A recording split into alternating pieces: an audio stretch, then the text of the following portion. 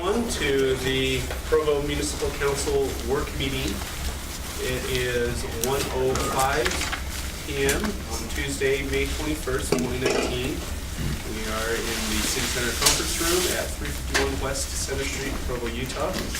This meeting is being broadcast live on the web on the Provo City Council YouTube channel, where it will also be available for on-demand viewing. Please be aware that the microphones in the room pick up the noise of paper and other rustling objects, as well as side conversations. We will begin with a roll call. Mr. Strachan? Cliff Strachan. Brian Jones. George Hanley. Dave Connect. Dave Sewell. David Harding. Kate Van Buren. Hannah Salzel. Gary Winterton. George Stewart. Meg Lucy. Wayne Parker. Isaac Paxton. And we will have an opening prayer provided by Mr. Wayne Parker. Chairman, thank you. Father in heaven, we're thankful for the opportunity we have to gather today in this City Council work meeting. Grateful for our form of government and our opportunity to express ourselves freely and to share insights and to help provide direction for the things that matter so much to us in our community. We invite Thy Spirit to be with the members of the council as they discuss and deliberate today. We ask a blessing on our city employees who are out in the field and working and are at some risk of their safety. We ask Thee to bless them with safety and protection during their labors today. We're thankful again for the blessings that we enjoy in this community in which we live, and we say this in the name of Jesus Christ. Amen. Amen. Thank you, Mr. Parker. Although this is a public meeting, only the presenters and those seated at the council table may speak or ask questions unless otherwise invited by the chair. Item 1 on our agenda is a presentation regarding Municipal Wastewater Planning Program Annual Report. And this will be presented by Ms. Rebecca Andres, Principal Engineer for Provo City Water Resources. Good afternoon, everyone. Thank you for the opportunity to be here today. This is our annual presentation. Some of this information in this presentation has been given previously, but it's kind of like the open meeting stuff. We go through a little bit of a training every year, and because everybody forgets from one to the next some of the key components. So I'm just going to run through a few things about this program.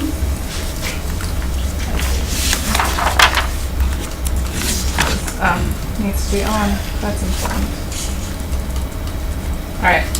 So a few things that are very important to understand about this program is that it's required by the state as part of our discharge permit, and actual completion of this annual report is part of the requirements to get funding from the state.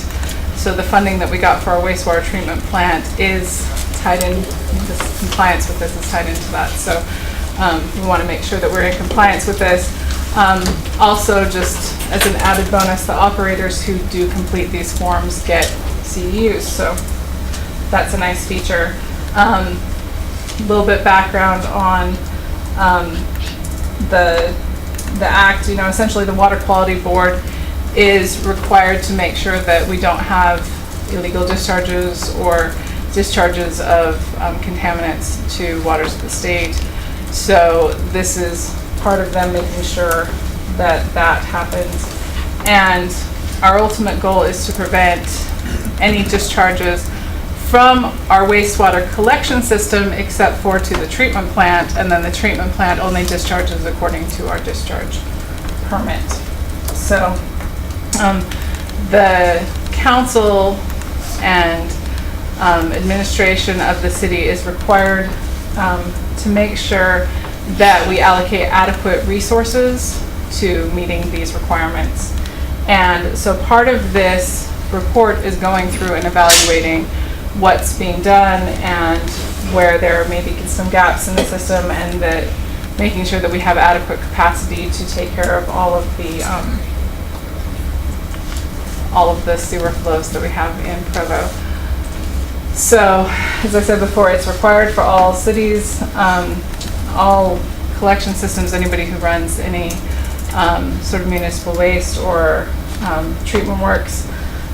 There are 2 guiding documents that had to be prepared as part of this. There's a sanitary sewer management plan and the system evaluation or capacity assurance program, which is shortened to CCAP. So it's a little easier to say that than that whole thing. And then the annual evaluation and report is required as part of the updating of these documents. So I've included a few things from the report just to kind of go through a couple key items. The council has been working very diligently to get our rates in line with where we need to be. Some of these don't quite yet reflect that because we're not quite to where we need to be with the rates.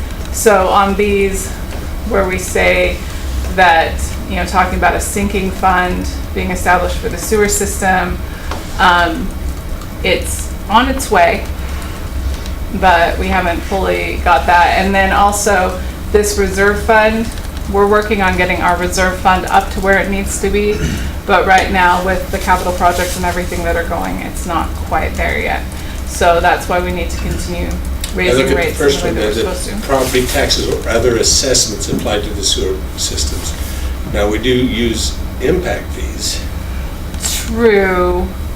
Just in relationship to this question, the way that they worded it, it's more focusing on taxes directly, and the impact fees and rates are the main things that are paying for our sewer. So that's why that's answered the way it is. Okay, so it's basically on taxes. Yeah, they're more worried about, are you applying your property taxes to your sewer system? Okay. So that's the big thing for that. And then this right here is talking about operation, maintenance, and replacement.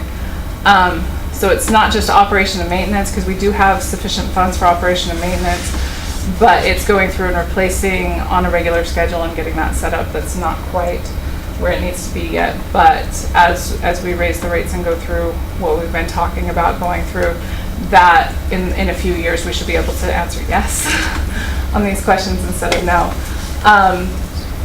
And then, you know, we're doing really well on, you know, this area down here where we're collecting our revenue and doing everything we're supposed to with that. So there's a lot of good news associated with that. This is one of the things that we're most proud of.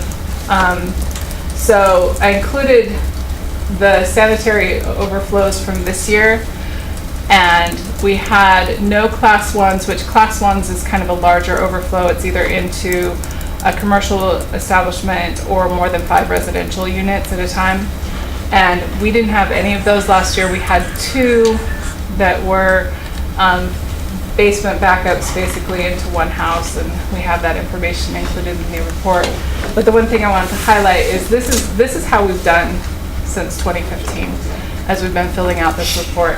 Our crews work very hard to make sure that we are not having backups. They're televising the system, cleaning the system, going and doing trouble spots, making sure that everything is being looked at so that we don't have excessive overflows, because those are expensive and problematic, and so our crews are doing a very good job with that. So I wanted to highlight So that. those overflows are only on the main lines? Yeah, this is in the basically, collection because system. I know of several that Right. from the main line to that, Right. you know. The laterals, this does not include lateral backups. Okay. The laterals are private. And so if it's a lateral backup, our crews will go out and they will assess those, and they will see if it's in the lateral or if it's in the main. If it's in the main, we'll take care of it. If it's in the lateral, then they'll let the property owner know what's going on and help them to get steered in the right direction to take care of their backup. So, but yes, those are just main lines. So, and then this is our reclamation facility. So the highlight there is we have no overflows or bypasses, and we are meeting permits, 100% at our reclamation facility despite its age and some of the concerns that we have there. So we're still working through it, and our crews are very good and they work very hard. So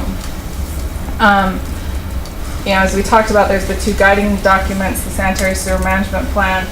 This plan helps us to address preemptively and proactively how to make sure that we don't have sanitary sewer overflows. So we work very hard, like I said, with cleanings to make sure that that doesn't happen. We've been spending a lot of time this last year doing pipe patches. That's been a big portion of the time that we're taking care of as we go and we assess an area and we find out that there's an issue. We fix it as soon as we can, or we put it on a list of capital projects where we're doing some bigger lining projects as well. And so we're trying to make sure to keep on top of all of those things. Lift station cleanings, that's a constant. Just have to go and make sure all our lift stations are performing properly. Our goal in the future is to have fewer lift stations, so that will really help. And one of the big things that we did this last year as part of our CCAP is our flow monitoring study.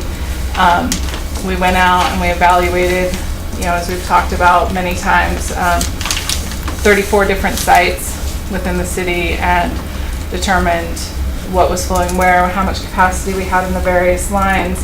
And then this table is from the report that was created from that. We actually went through each site and determined what the issues were, whether it was infiltration and inflow and where that was coming from, if it was coming from groundwater, if it was coming from when the river went up, or if it was coming from irrigation, because there were some sites that when the irrigation season started, the flows went up in those, and then rainfall and everything else.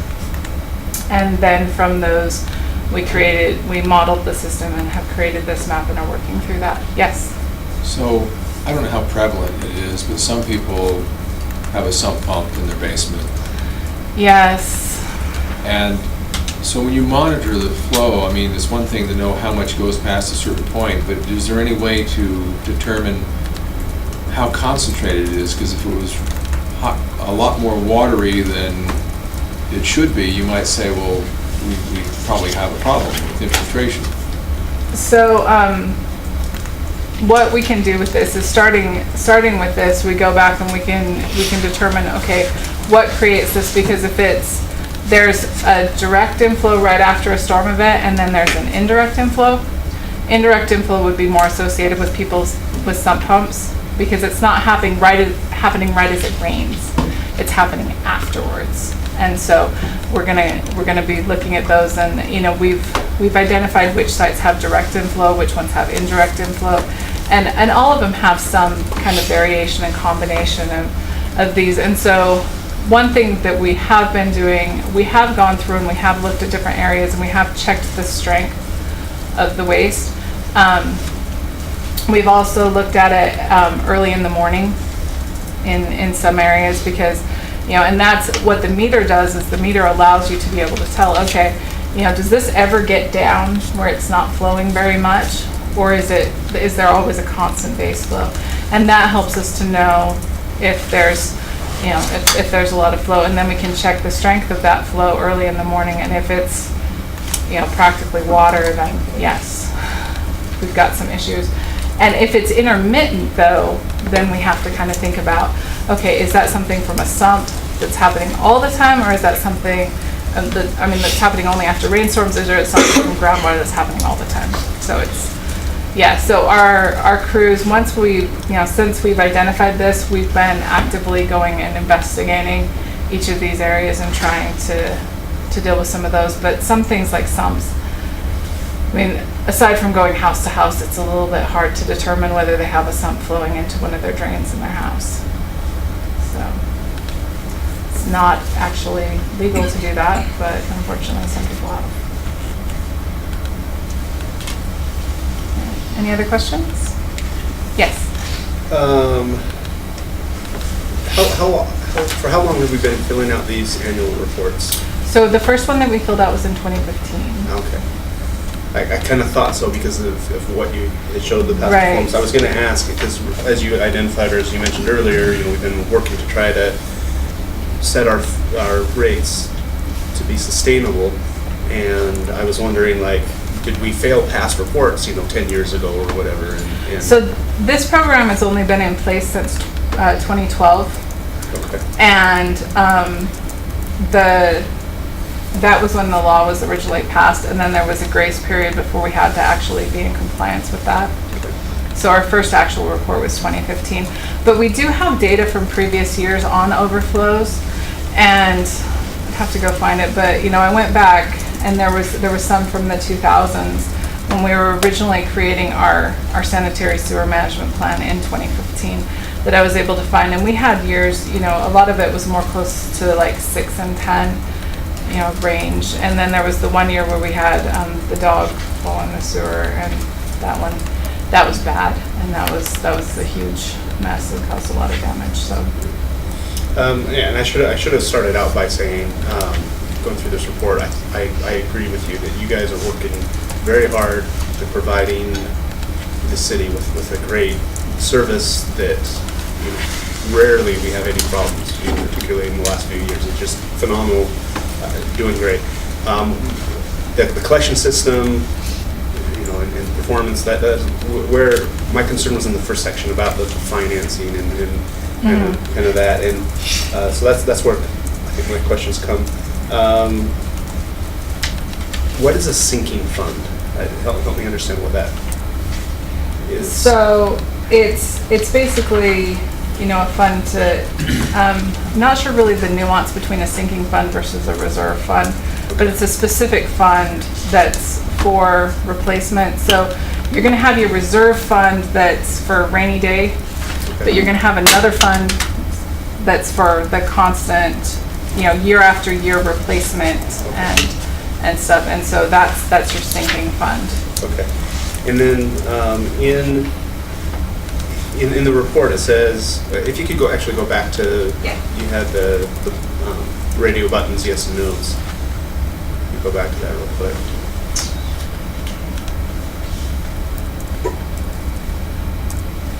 There we go. So when I look at, you've got the projected costs, and we're not covering that, but I believe we have a plan in place to get there. Right. But the,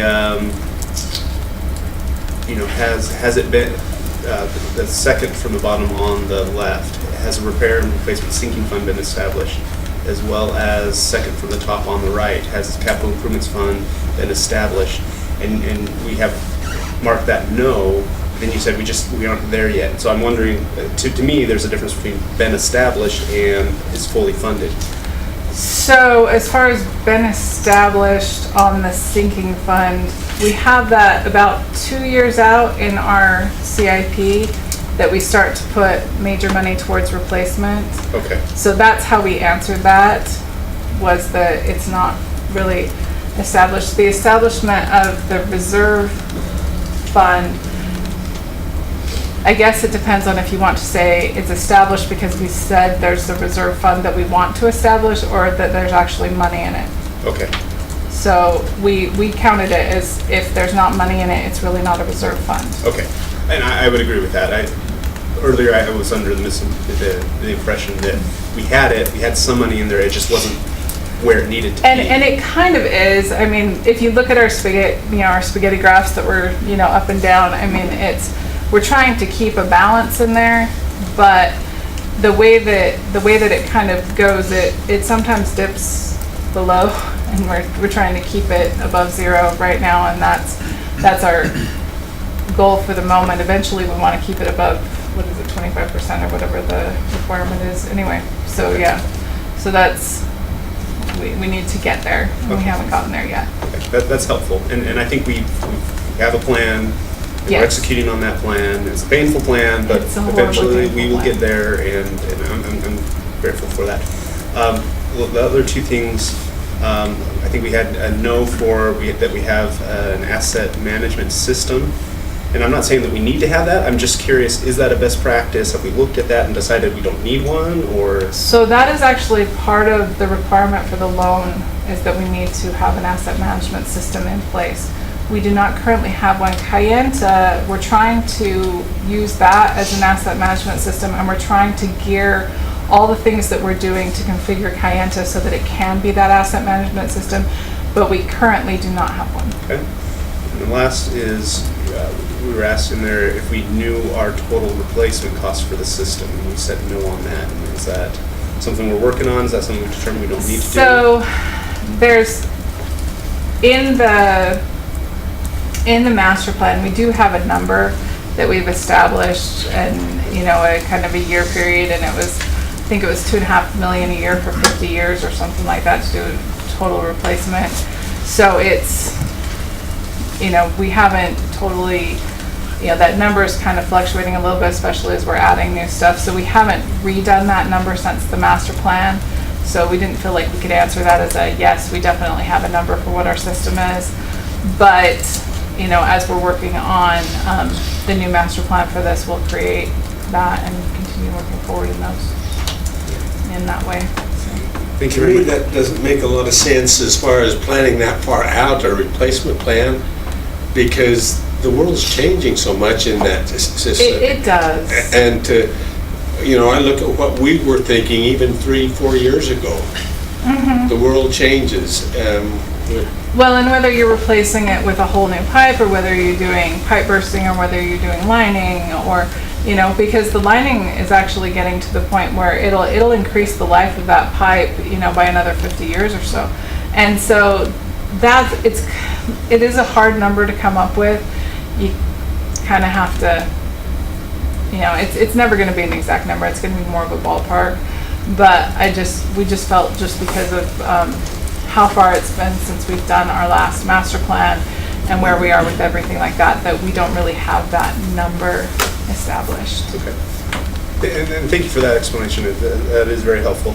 I agree that it's, you know, these numbers change and it's far out projection. But unless you have, like you said, that 2.5, you know, we feel if we invest 2.5 in replacement every year, we won't hit a precipice.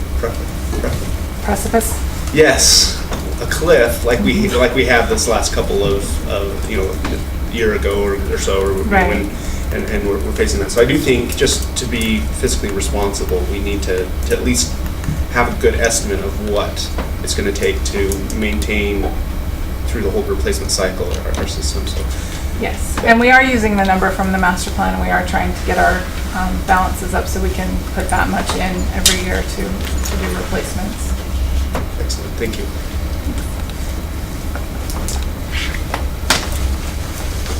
All right, appreciate Ms. Andres and everyone supporting her on this presentation. And again, I think you guys are doing a great job for our residents, and thank you for that. Can I just ask a quick question? It's maybe a little bit related. Our runoff, are we doing okay on runoff? This has been a cool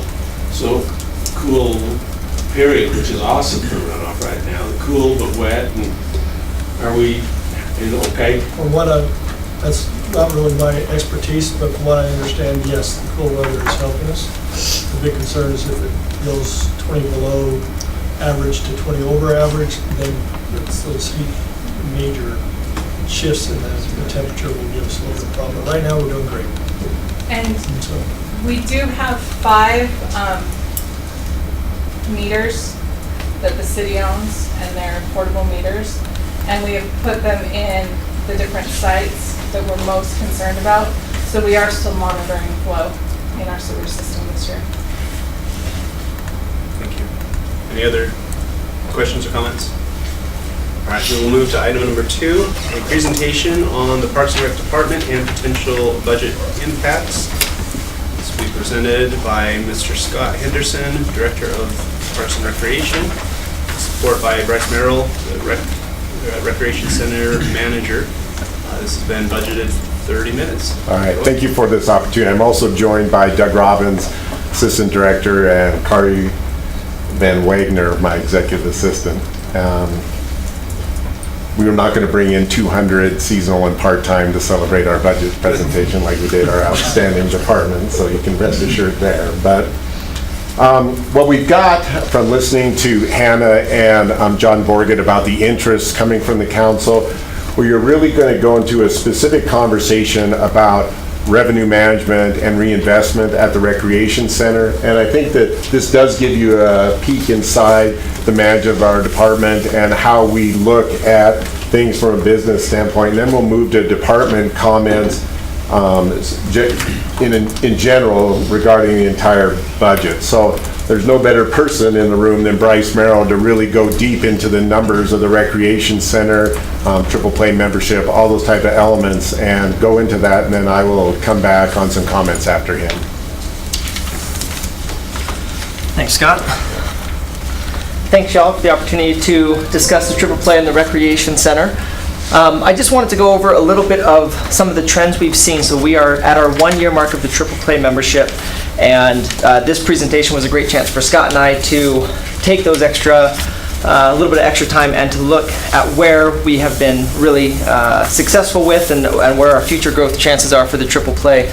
I included a pie chart of our revenue sources for the recreation center overall to reiterate that between membership and admission, that's about 93% of the total revenue for our recreation center. And so almost all of our business practices, best practices, policies, procedures go to protect the membership access, the attractiveness of buying a day pass or buying a membership, especially for our Provo residents. In the first year of the triple play, we have continued to see an increase in memberships. That was a massive success for us and something we worked really hard at this last year as we had other mitigating factors like the Springville Recreation Center opening up. We enter our 7th year of operations. We are definitely going against the grain on industry trends of sort of the life cycle of a recreation center to stay at a continued growth. So a 2.2% increase in memberships overall this year, which is really exciting for us. On the other end of that, we have seen our daily fees drop off. What was last year almost a $1.6 million, we have started to see a drop in that. So as of end of April, we are down, I want to say 60 or maybe even 80,000. End of April was down $80,000. And that's something, again, as more people buy memberships, there's less need to purchase day passes. We are no longer the southernmost recreation center in the county, and so you have a whole segment of population, not our residents, but regular users who don't have to drive all the way to Provo anymore or something like that. And so taking all of these into consideration and sort of assessing what we have liked and not liked about the triple play, mostly what we have liked. So we went through a lot of our data and wanted to show that we are continuing to grow and continuing to use the total attendance on here. I know this is really small, but we have seen more members swipe passes this year. We have more members in place. We have higher daily total traffic, and that has really informed what we have chosen to prioritize with the triple play, both in the initial offering and where we go from here. So between the Peaks Ice Arena, so a quick overview, the triple play allows rec center members to go to the Peaks Ice Arena or to the East Bay Golf Course and access some amenities for free as part of their pass, and others they have a reduced cost. And so if they wanted to go work out at the new functional space over at the Peaks, they can do that with their rec center membership. If they wanted to go ice skating, they could do that for free with their rec center membership with a skate rental. If they wanted to go to the golf course, they could get free lessons, or they could get reduced fees for the driving range and for the executive course. So in this first year, we will have 73,000 rec center swipes at those two facilities. That is a massive success. That's really exciting to know that during our busiest times and our busiest hours and the busiest seasons, we are sending thousands of people off-site so that those who continue to come to the recreation center with their membership fight less traffic, and those who go to these other sites are able to enjoy a new variety of amenities. Some of those amenities include our functional gym access. Again, the open turf space, it's 7,000 square feet that we've outfitted with functional fitness, lifting, open turf, agility, new types of fitness classes. We have the golf lessons, the range, the executive course, ice skating, and even our special events team has gotten involved in bringing new sort of pop-up events and activities to each of these facilities. With the triple play, we've been able to add new revenue, new verticals, new revenue opportunities to introduce personal training or some of the more custom elements of fitness. With the field house over there, you get some of the benefits of boutique fitness in addition to the large-scale economic recreation center workout environment. We've looked at additional event hosting and Foster and Brett, my counterparts at those two facilities, we've been bringing in foot traffic to the tune of 75,000 people that are being exposed to their different programs, their facilities, and so we've seen an increase in their own activities, registrations, amenities as our residents become more aware of what we have to offer in the department. One of my favorite parts of the Triple Play, overall we have 300, almost 350 more members this year at this point in time than we did last year. But it's 800 more residents. As we lost a number of Springville or Spanish Fork residents to the Springville Recreation Center, instead of seeing that drop off and not responding, we've been very aggressive about adding amenities, about advertising, being in touch with especially our student or our 18 to 30-year-old population. And we've seen an additional 800 resident members this year. That's the largest year over year for residents that we've had in the last 5 years. And so really exciting to see us connect with what essentially is our most critical mission, is serving Provo residents and bringing them into our facilities. It's been really fun to work with our golf operation to help them think like a rec center member or maybe a regular resident that is not a dedicated golfer, and design this next phase of the golf course with that patron in mind, someone who maybe doesn't understand or has not identified themselves as a golfer, and help them find out how they can better use and engage with the East Bay Golf Course. And so as we work with the medical school and the different expansion and changes they'll have over there, they've had the exposure now of regular residents and are working to find ways to say we can help y'all enjoy golf or enjoy a municipal golf course as well. Same thing at the Peaks Ice Arena. They are doing their front lobby redesign right now, and so a big component of that is to make sure that when they walk into the Peaks Ice Arena, when they walk into the rec center, and now when they walk into the pro shop, they'll have a consistent experience in terms of design, customer service, communication, policy, and procedure. It's definitely something that we look back, we have added a lot of value and amenity for our current members. This is our 7th year of operation, and all of this growth has come without pricing changes. I think. You sure? Maybe I'm getting correction right now. No. But that's something we're really proud of to have set prices. I don't know if y'all remember what you paid for a movie ticket 7 years ago to now, but the industry has definitely seen an increase, and we've been able to avoid that by focusing on operational efficiencies and focusing on ways to increase our total capacity without marginalizing their experience. We've worked on attracting the 18 to 30-year-old Provo population, building the functional gym over at the Peaks Ice Arena, which is very close to the south of campus population of Provo, providing them the type and style and facilities that they typically respond to. We've been able to bring in those additional hundreds of members. As we work to respond to market changes, Scott just this morning took the phone call from Orem. We've toured with Orem. We've helped them. They've had a lot of questions. They will be bringing in a brand new recreation center here in the next couple of years. Springville has obviously been now in operation for a year, and we've been able to stay relevant. We've been able to stay connected and efficient with our citizens so that we continue to enjoy the success and flexibility that we have. In addition to that, our industry has been changing. The amenities, the things that people, residents want to enjoy constantly changes. And by having all 3 facilities, all 3 staffs working together, we've remained very agile and been able to add, pickleball courts at this location, functional fitness at that location, whatever the next trend is, with more resources and more facilities working together, we've stayed ahead of that. We were able to expand our facilities without major construction. So the Recreation Center added 7,000 square feet of functional fitness space. That's almost a 60% increase of the available open gym floor space.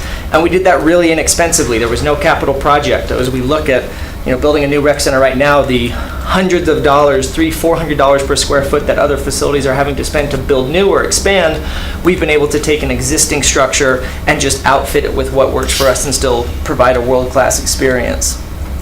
And then the last part of this is the fact that the Triple Play has been a self-balancing initiative. It has been a low-risk investment for Provo. This is not something where we had to collect a lot of money and then spend it and then hope that it would all come in. Instead, as we budgeted for it last year and in future years, we have the expenses and are able to not spend those expenses in case different revenues don't come in. And so it's something that comes with very low risk for us. And we've seen that in this first year where we've been able to self-balance any additional revenues that do come in. We're able to allocate towards these high traffic areas, but we don't have to spend them if we don't want to. America Fusi did a great job of announcing the new student membership, and just in our first 3 months, we've had 1,000 students take advantage of that additional pricing. And again, I think it's a match of having the communication channels with them, a pricing structure that works for them, and now the amenities that is attractive to them. So again, 1,000 new memberships in 3 months is a really exciting development. Yeah. Is there overlap between that 1,000 and the 800 that you showed us Yes. earlier? Yeah, those are the same people. Okay. Yep. Thank you. And then obviously using additional revenue from increased memberships to fund the things that we're doing. We have not had to come to the council to seek that unless it's been self-funded by additional memberships. The only times we've come here are when we have more people, and so we have to provide these next new things for them. Please. Back to that one more time. So if you had someone who was a rec center member who was also a student, they learn about this, they say, oh, great, and when they renew as a student member, that be counted? That is counted here. Our Okay. humble software does not allow us to separate those out. We are able to track patrons who are making their first reservation, and so we have known that we've had hundreds that have not been using our reservation system before. Now there's a chance that college students weren't using an app to reserve, but that doesn't seem consistent, and so we know that hundreds, and that number is about 500. So we know that at least many of these are brand new growth, especially because we have had the 800 new residents. We just don't know the exact number. Okay, thank you. Yeah. So as we've looked at some of those self-funded reinvestments, I know that's something that Scott has worked closely with the council in years past to not only fund our current operation, but to set aside some of these capital improvements so that in future years, we will be able to sort of protect the initial $39 million investment with appropriate capital. So some of the things that we've done just in the last couple of years, we've replaced outdoor pool boilers. We've had fitness equipment from the initial recreation center that has run its life cycle and replaced those. Various pumps and motors. We have just, like last week, finished a 6-figure outdoor slide modernization project to get those back up to code, which is, translation for less fun but safer. And then some of these other high capacity upgrades that we've tried to match to say, where do we put the next 10,000 people or the next 10,000 visitors? We are working towards that goal. Even in year 7 of the facility will be new forever, and so that's something where without coming to y'all, without needing more general fund money or returning less money to the general fund, we've been able to do this. So overall, very excited about the Triple Play. It's a living, dynamic program, something that as we see the next steps of the golf course, the next steps of East Bay, the next steps of the recreation center, it'll sort of continue to change and evolve. But overall, we've connected with the population we've wanted to. In a year where a brand new rec center opened 4.5 miles away, we've actually increased memberships. Very pleased with where we're at looking back at year 1. So Bryce went over a lot of characteristics that make the rec center a success story, but add this to the picture also. If you could call any community up and down the Wasatch Valley, the most subsidized facility that they will have is their senior center, their separate senior center. Right now, we have approximately 400 people that carry a $10 a year senior pass. That gains them some limited access to the rec center for a water exercise class for the track. So that brings in about $4,000 total revenue. Well, that doesn't even come close to the staffing that's involved with that. But your rec center covers your senior programming. That is included in the rec center budget, so that is all covered. Adaptive programs with the one-on-one ratio that is required for a lot of those. Very expensive programs, and normally families that cannot afford, to cover all those costs. Our adaptive programs are also covered by the recreation center revenues. Bryce talked about self-funding on that $400,000 annually for a capital fund, then the return of $500,000 to the general fund, and that is something you don't see anywhere else at a recreation facility.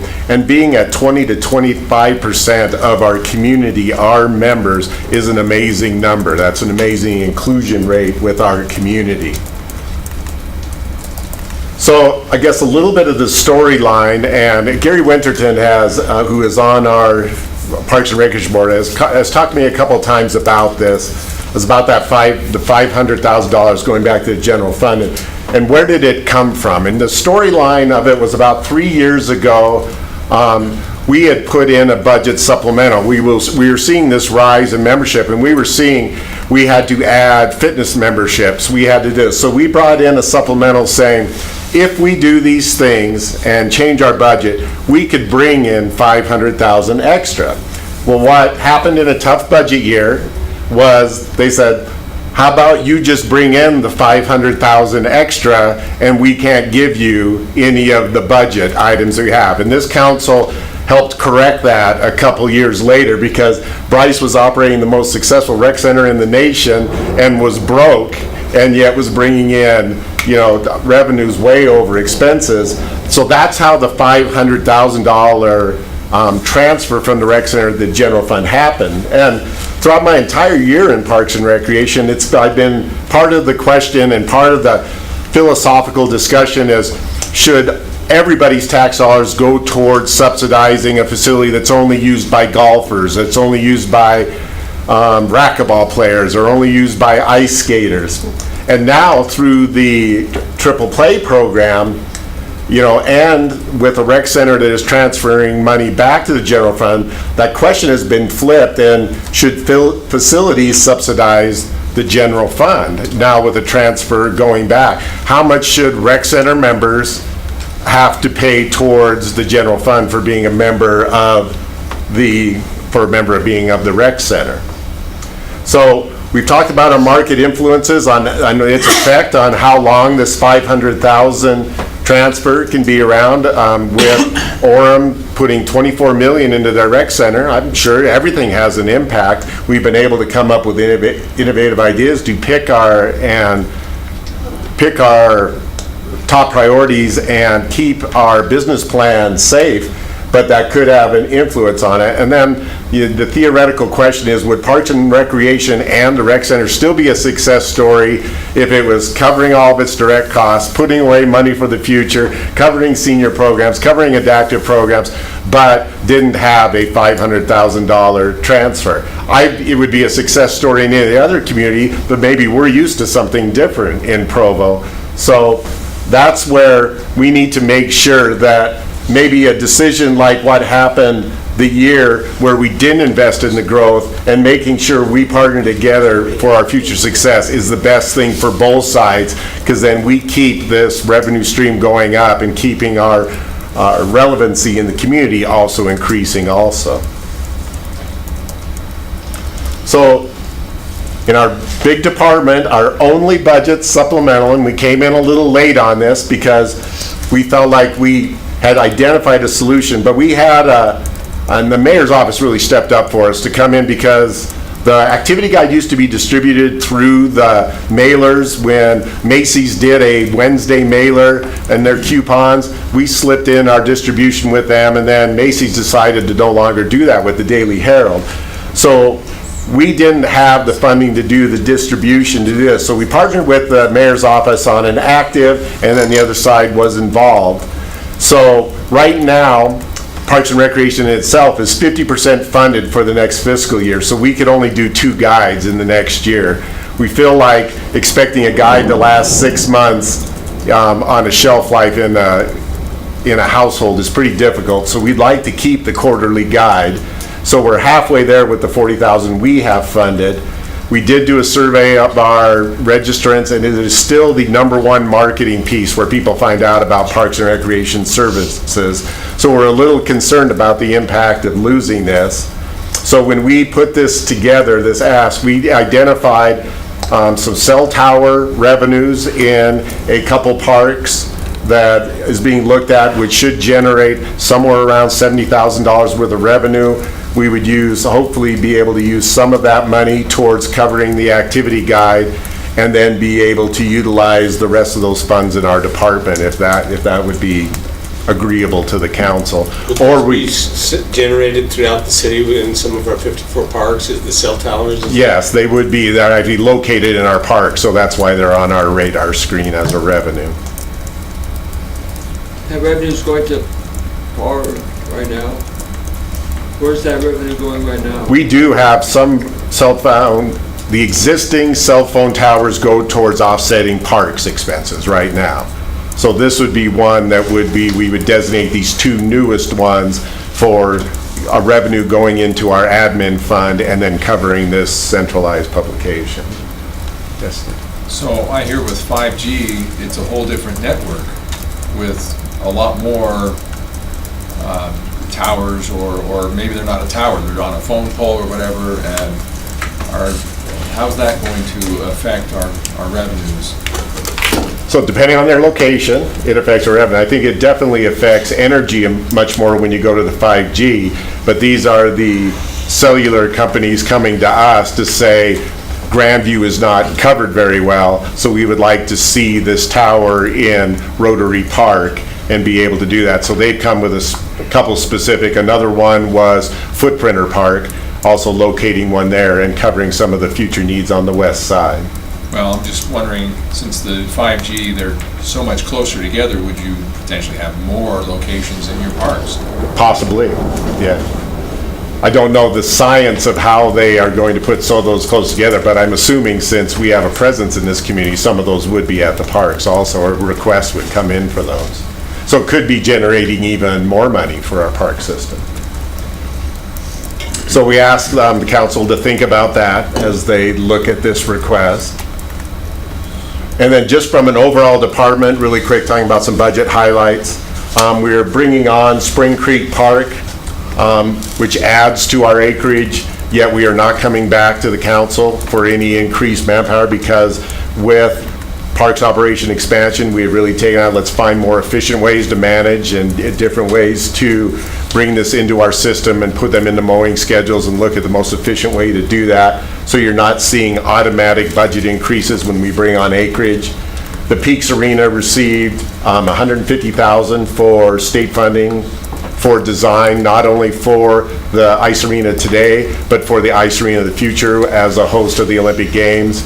And Mayor Capuzzi and Isaac were tremendous partners in garnering that design money. And we are hoping that that design then turns into a request for construction, and then we just continue this legislative success story that we have seen.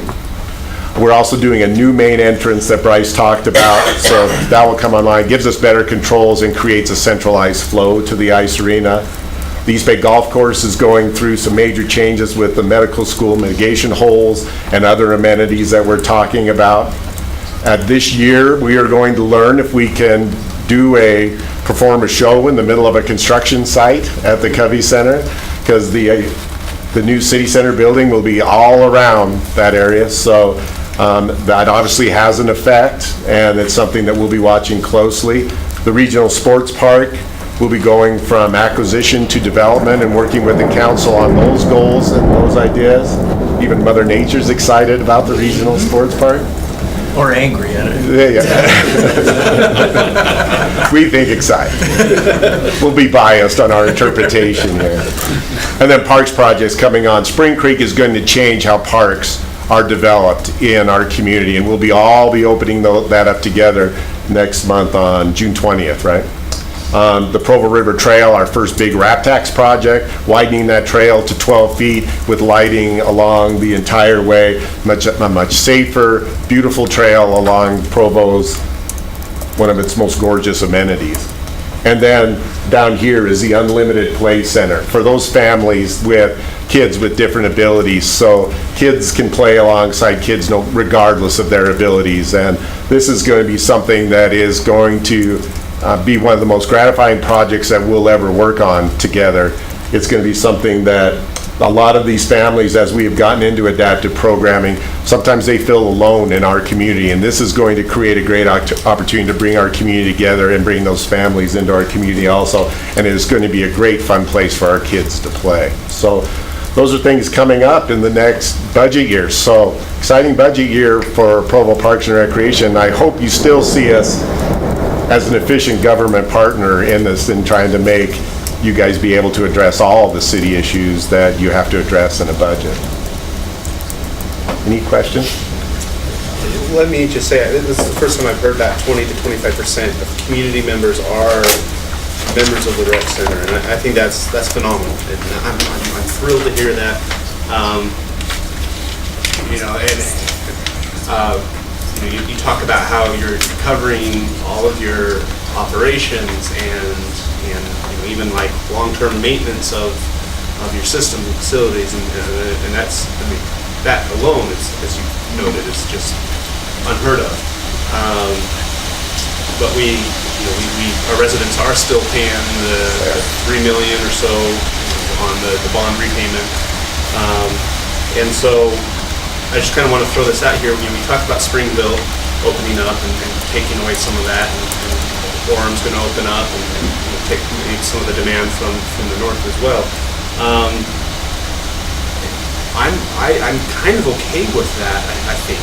And I mean, it's phenomenal that you're still increasing your membership even while that's happening, and that's going to bringing in more of our own residents, which I think is wonderful. But if we hit a time where our membership drops, even though our resident use is going up, as long as that's not affecting the financial viability, I think I'm okay with that. We're already pretty full. And if some of that outside demand is taken up somewhere else, and we're still providing quality experiences for our own residents, you know, I'm okay with that. So I guess I'm saying that if a time comes where you come in and you tell us that we've lost a little bit of membership, as long as that's from the outside, I'm not going to have any heartburn with that. Okay. So 20-25%, how does that calculate? How many students are, you know, BYU and UVU students, because we have maybe 40,000 in the community. Do we have 20-25% of them signed up, or is it more proportionally the local residents that are signed up, in which case you could argue that it has a different complexion to it if you just look at the local residents? No doubt the numbers are nuanced. So what we look at is if we have 25,000 members, and that puts us at approximately between 1/4 and 1/5 of the population of Provo with that membership equivalence in our community. Now, Bryce talked about with our new student membership, we're starting to get maybe one of the best untapped markets in our community is that BYU really hasn't done much with a full-use service center like a lot of our student center that a lot of universities have. And that could be a definite advantage. And on Councilmember Harding's point, there's an idea that even though we're at 25% and there's not a community in the United States that wouldn't love that 20 to 25% ratio, that still leaves 75% for us to grow to, and that we can get our word out. And we got to continually make this pitch about our new rec center because, quite frankly, we still have people arriving at the Covey Center to check out books. You know, they missed 2 projects. They missed the Academy Square and they missed the Covey Center project. So do not overestimate that everybody knows what is happening in our community. So we can never quit marketing. Cards expired. Yeah. And the supply is not real great, the choice there. But I think we still got to continue to market, and maybe we can, just like what you're both talking about, increase our market within our community, and that's the #1 choice. Scott, when was the last time, how often do you look at fees as comparables with the new rec centers coming on? How often do you look at those and make adjustments? We do comparables all the time, but we have not made an adjustment in the rec center fees in 7 years. So you feel very comfortable with where we're at right now? Well, it's a spot that we're in with the success story we have with a very affordable rec center, and with the extra revenues that possibly would come in. You know, you're talking about where are those going and what are they going for. So there's an opportunity to raise the fees, but I think it gets into that discussion of, you know, if we're covering our costs, covering our future needs, and giving money back to the general fund, is this the break you give for our citizens stepping up and paying for this facility? So it's a little bit of that philosophical argument. As you've done, I think the triple play is brilliant. I think that's an awesome thing to actually even relieve some of the stress at each of the facilities. And thanks to you for pushing this through that budget last year, and thanks to the leadership, our administrative leadership team. This was absolutely part of this success story, and it is, we heard from one of our board members about how her family utilizes this and how it reaches out and diversifies and her family's recreation. And our citizens are really benefiting from the use of the United States Best Rec Center, an Olympic facility, and our most played golf course. What a combo. One of the questions that I get once in a while is, all right, now we're claiming that all these facilities are revenue neutral at least, and we're not subsidizing like we were in some of our other things. Out of curiosity, and if we combined, I know this is the first year of the triple play, if we combined the revenue from the rec center, the subsidies from the Covey Center of a year ago, and then included the revenues that we have this year, where are we at? Are we balancing? Are we holding even? Are we, if we're combining all of it in one year and we separated it in the first year? Do you understand the question? A little bit. You threw the Covey Center in there. Well, so if we throw the Covey... Don't throw the Covey Center in there, all right. because that's not a fair, let's just do the golf course. I just thinking of the things that we do subsidize, but in the Parks and Rec. But let's do the golf course, because that's not part of the triple play, the Covey Center. So if you look at the 73,000 that Bryce put up on the swipes and uses of rec center members at those facilities, if you take those times the normal retail cost, we should probably even be paying these other facilities more. But since it's all our department, we get it on the bargain basement price of we only give them what they would need to be self-sustaining, and then they're garnering successes off the use themselves. So it's both a bargain for the rec center members and for the rec center, and it takes these facilities off the general fund so that those funds are freed up for other uses, like priorities like police officers. And we feel like that really makes us part of the city center team. And that makes sense too. But the balance is pretty well, are we ahead after 1 year? Are you saying we're ahead still then compared to the separation of the others before? Right, so we've already made our transfers to the golf course and to the Peaks, so we've already brought in those revenues from the triple play, so we are there. We are 3 self-sustaining facilities. It's scary to be self-sustaining, quite frankly, because a capital improvement need comes up or a big change in our life. We're covering our costs, but we probably cannot cover a capital need, when it comes. So that's not to say that I won't be standing on this podium someday and coming back to the council for a major need, but hopefully all these years of self-sustainability will be something that the council looks favorably on and say, well, let's continue to invest in this success and keep this going. And with one more question, and then I'll be done. The tax exempt status of our bonds. Do we run into any issues of putting money into the general fund, using tax exempt bonds, and we can't really use this as an enterprise fund. We're not supposed to use it really as an enterprise fund. Right, it's in the general fund. So we get a little bit, is there any challenge that we have by making more money with this, are we okay if we designate it? I guess that's the question. I think I'll defer to Wayne on that one. Yeah, again, given that it is a property tax-based repayment schedule, I think it's appropriate to be in the general fund. The concern, I think, would come if we were using the rec center for income-generating purposes outside of its normal purpose. For example, if you took a couple of the party rooms in the swimming pool area and made those into leasable office space with a beautiful view of the pool, that would be a problem. That would call into question the tax exempt status. But given that everything we're doing there is a public service type facility, I don't think there's any problem. I've never heard of that being raised by bondholders or regulators. I think it would For example, one of the questions that was asked about our City Hall building was, could we lease space, shelled space to a private sector organization in our building? The answer was no. Not using tax exempt bonds, they have to be taxable if that were the case. So I think, again, as long as we're filling the public service, I think we're fine. If we get beyond that and start trying to privatize space in the rec center, that would be a problem. Thanks, Mike. I want to return to one, and we are a little over time, and I apologize, but I do kind of want to jump on this real quick.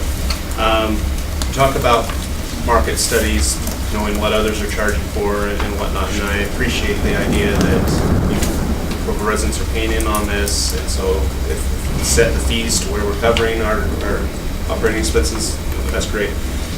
But particularly as others come online or and whatnot, if we look at what the market rate is, and if we look at what non-residents are paying, and if it's well below the market rate, perhaps we would consider not raising it on the residents, but that differential might be something to look at. And we really, those are the ones that we have really targeted, looking at that 20 to 25% differential between resident and non-resident. Since the non-resident isn't paying the bond, they should pay more for the rec center to make up for that. And we've also looked at raising some fees, Bryce and I, on those specifically targeted areas, like a child watch, where that not everybody is utilizing yet is subsidized by the membership, and maybe looking at some of those areas to get a even better rate of return on our business plan.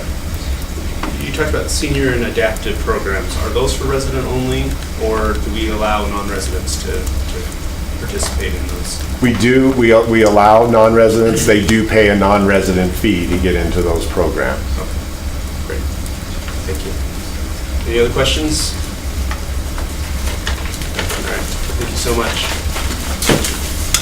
Item 3 is a presentation on the Human Resources Department and potential budget impacts.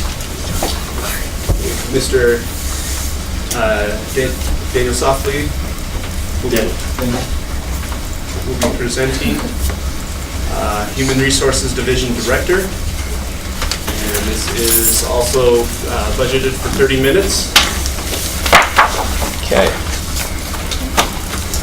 Thank you for having me yet again. I'm going to talk about the budget impacts that are tied to human resources. So I've separated them into various categories. The very first one, obviously, that impacts not just out of human resources, but each department obviously has employees. So wages is a huge factor in the budget on an annual basis. This budget accounts for funding 2.5% merit steps for all eligible full-time employees. So we have employees that are assigned to grade and step, and as they get their performance appraisal annually, they advance to the next step. Those steps are 2.5% apart, and so the budget allows for those to continue. If you look at all of our wages for our full-time employees, this budget is $40.4 million of it goes to wages. Part of that $40.4 million includes our annual pay grade study. As I've come before in years past, the Human Resources Division conducts an annual study of comparable agencies to make sure that our pay grades are assigned correctly, so that when the department directors or the hiring supervisor goes out and recruits, that they have a good enough range in which to hire employees based on their experience and their qualifications. This year, we are adjusting 68 classifications. I haven't, in the next week, I'm planning on meeting with the department directors to go over what those are. The cost of transitioning an employee from a lower grade to a higher grade for those 68 classifications is $270,000. The reason why there's a cost in transitioning is our pay grades are set up so that if I'm assigned to a pay grade in a particular step, when I go to a higher grade, I'm going to fall in between two steps on that grade. We don't want the employees to go backwards, so there is an initial cost to move them to the higher of the two steps.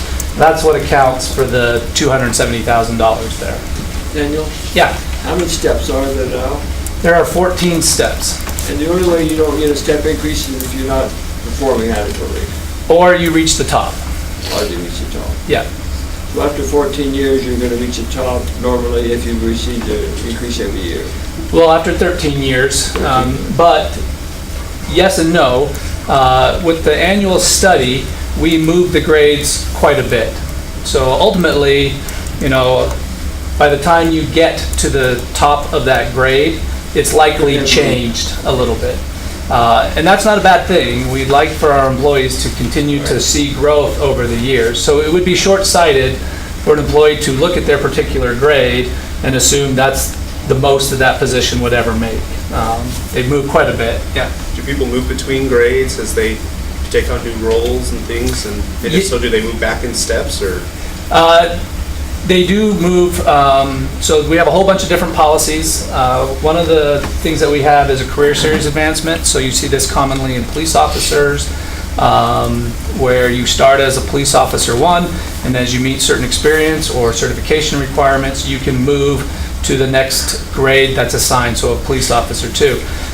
When you do that, there are additional adjustments that are made outside of the 2.5% merit step. So for a police officer in that situation, there is an additional 7.5% increase for taking on those additional levels of responsibility.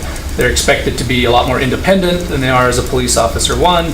As they move through that series, they may even take on the ability to be officer in charge and some supervisory roles. That's one way that people can advance outside of the 2.5%. The other one that you mentioned is obviously we are a big city. There is a lot of opportunity for people to move up in the organization, not just within their own departments, but in other departments. Those would be promotions. We have promotional policies in place so that if you move from a lower grade to a higher grade as a result of a promotion, that gives you at least a 10% increase for taking on those additional responsibilities. And there's those 14 steps within each grade, so as you move into grade, you start over again. Well, or you start somewhere within maybe lower than you were before. It depends. I mean, there's a lot of different scenarios, but if I was on a grade and I would say at step 7, and I got promoted to a position that was 2 grades above me, our grades are 5% apart, I would get 10%, which would probably put me at step 7 of the new grade. So, but it all depends on how far apart the grades are, how big of a promotion it is.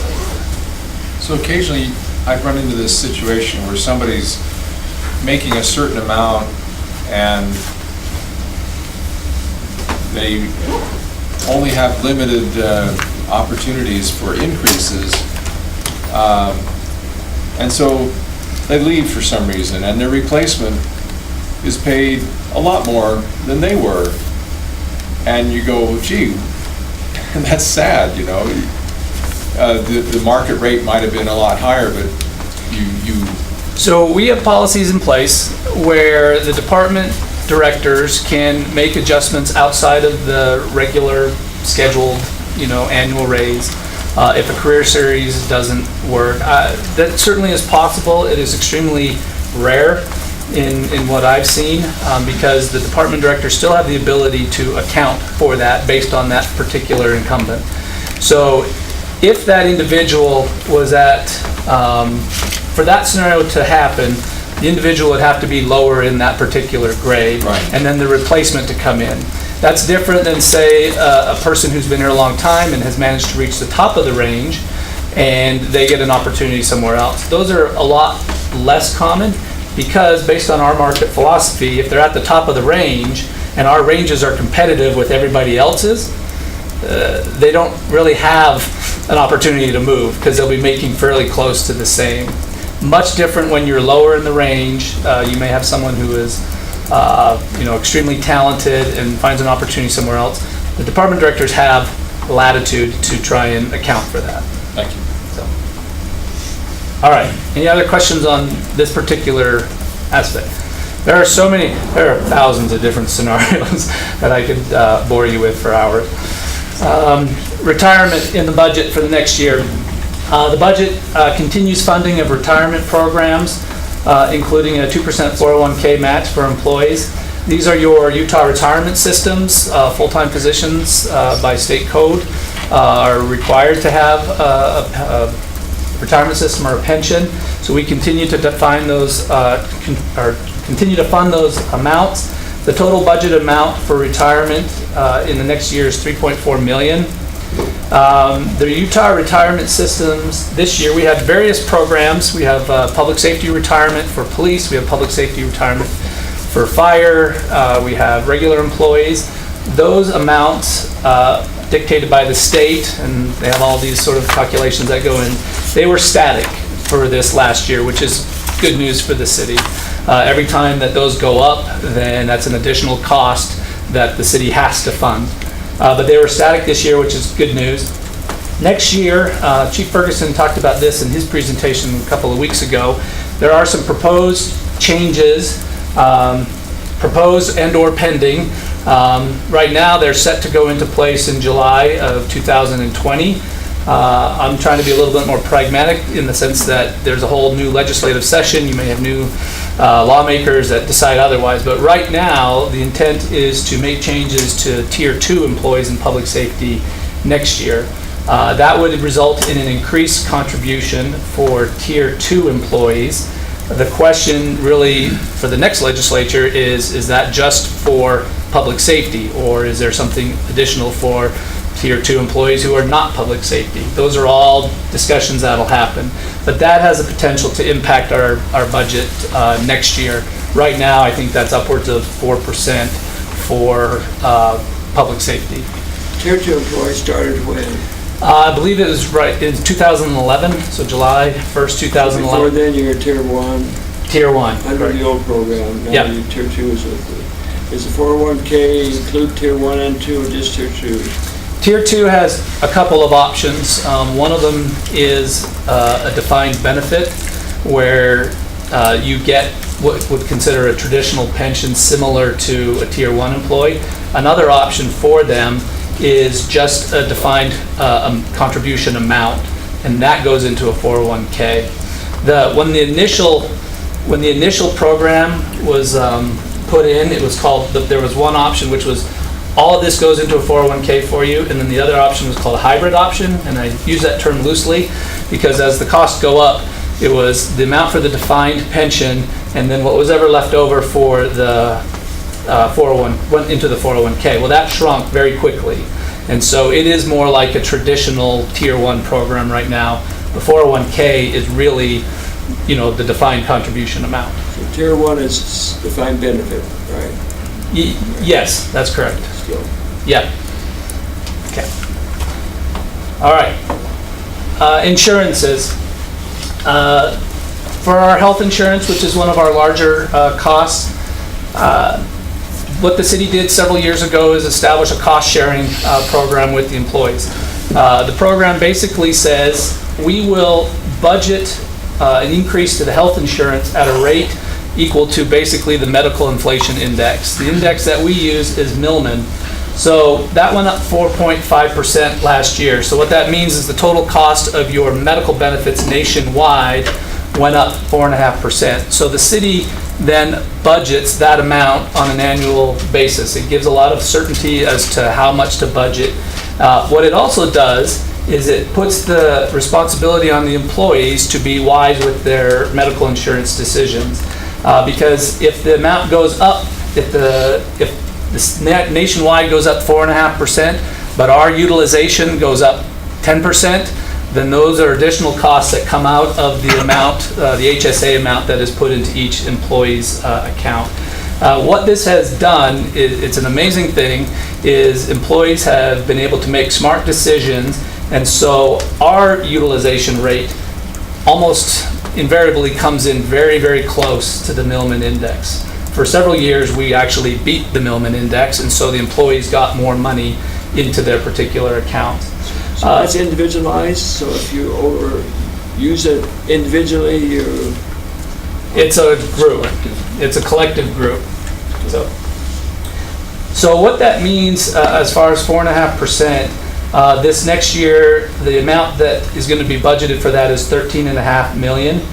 And that brings up the city's contribution, and these are approximate numbers, to $12,250 annually for a single employee, and then $24,000 for family coverage.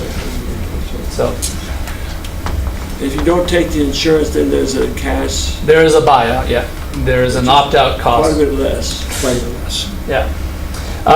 We try to normalize it for it's pretty close to what you would get for your HSA contributions, so.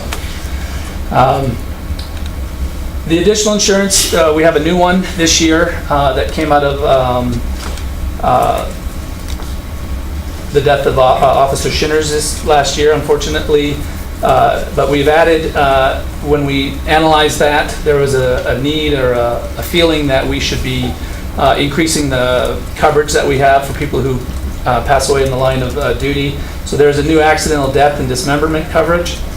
It is a $50,000 base for all full-time employees, and then there's an additional $50,000 for public safety line of duty death or dismemberment. Workers' compensation, we spend approximately, I think in this last year, our budget was about $534,000. That has come down. Our division has made, and the various departments have made a lot of efforts into safety, making sure that we get our accidents reported on time so that we can do modified duty and we avoid some of these lost time claims that cost the city money.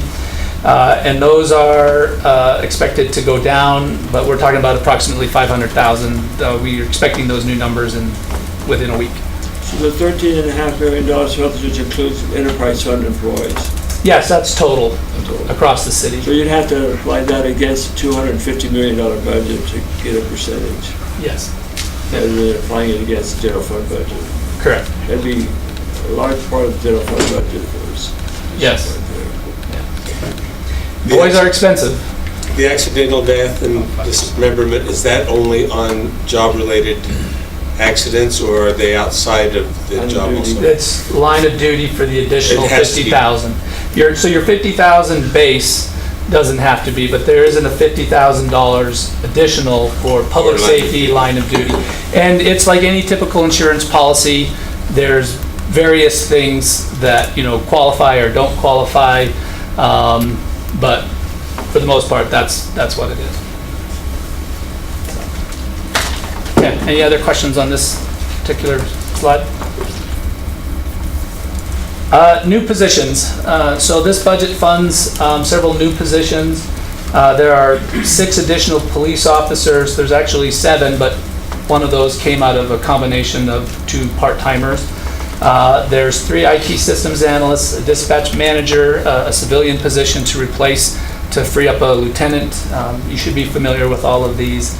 Development Services Director, 2 temporary water rec, some water resources engineers, a fleet mechanic, an airport office specialist, and a parking enforcement officer.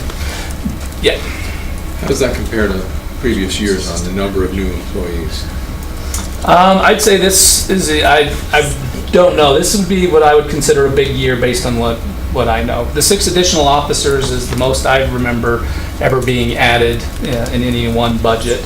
That might be a better question for Wayne, but Yeah, I think this would be a big year.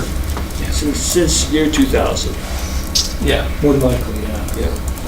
correct. In the year 1996 that we had, I know that's 20 officers added. Yeah. Other programs and policies. There's $75,000 that's set aside for educational assistance program in the city. We currently have about 20 full-time employees that are taking advantage of this. These are employees that are seeking higher degrees, whether it be a bachelor's degree or in the master's program. These are employees that are trying to become better employees, become more educated. It's a very popular program. There's a committee that meets to decide who gets the money based on the need. It's been very successful in my opinion. The budget also is $200,000 for employee recognition. Again, this is across all funds. Part of that is an additional $17,000 for the service awards program. What that is basically on your anniversary date, 5 years, 10 years, every 5 years, the city sends out a service award recognition for those employees. So, and that has been very popular as well. We recently updated that. That's been more than what's been in the past, but we updated it to reflect, well, when I think it was written like 30 years ago and those amounts hadn't changed. And so we've updated that, and that has been very well received by employees. There's $700,000 in the budget to fund our annual sick leave buyout. That's Yes. still at 50%. Yes, yeah, that's correct. So that is essentially acts as the city's short-term disability program. And so there's $700,000 to account for that in the budget. These next two items don't have dollar amounts in the budget attached to them, but they are new programs that I'd like you to be aware of. The first one is parent leave. That is something the mayor was very supportive of, and I was grateful for her for that. But that gives employees who give birth to a child 3 weeks paid leave from the city. And then there is an additional leave, parent leave, for all employees, including the birthing parent, of 1 week. And so if a woman gives birth as a full-time city employee, she would receive a total of 4 weeks of paid leave, enough time to basically recover from giving birth without having to be rushed back to work before she's physically able to recover. So that has been a very positive benefit. Very excited to push that forward, and thanks to the administration for supporting it. One of the other changes that has not gone into effect yet, but anticipating going into effect July 1, is to change a little bit how our policies, our accruals are implemented. Right now, when an employee starts, they accrue sick leave and vacation on a bi-weekly basis. So you have to be able to not get sick or not take time off for that first 6 months. This will give them basically the first half of that year accruals up front that they can use immediately as well. And so that we believe that is going to help our retention and our recruitment and help our new employees who don't have the leave to take off. Any questions on those two? I think that's all I got. So any general questions? Okay, thank you very much. Thank you. Item 4 is a presentation regarding an appropriation of $119,238 in the airport fund and $775,000 in the water resources fund applying to this fiscal year. And this will be presented by Mr. Jimmy McKnight, financial analyst for Public Works. Thank you. I do have a few slides to bring up that just go through each of the amounts we're asking to be appropriated in the current year. Typically around this time of year when if we have appropriations, we're able to wait until the beginning of the next fiscal year and just include it in the budget. But in these cases, we feel important to bring these in the current fiscal year. The first fund impacted by the appropriations is the airport fund.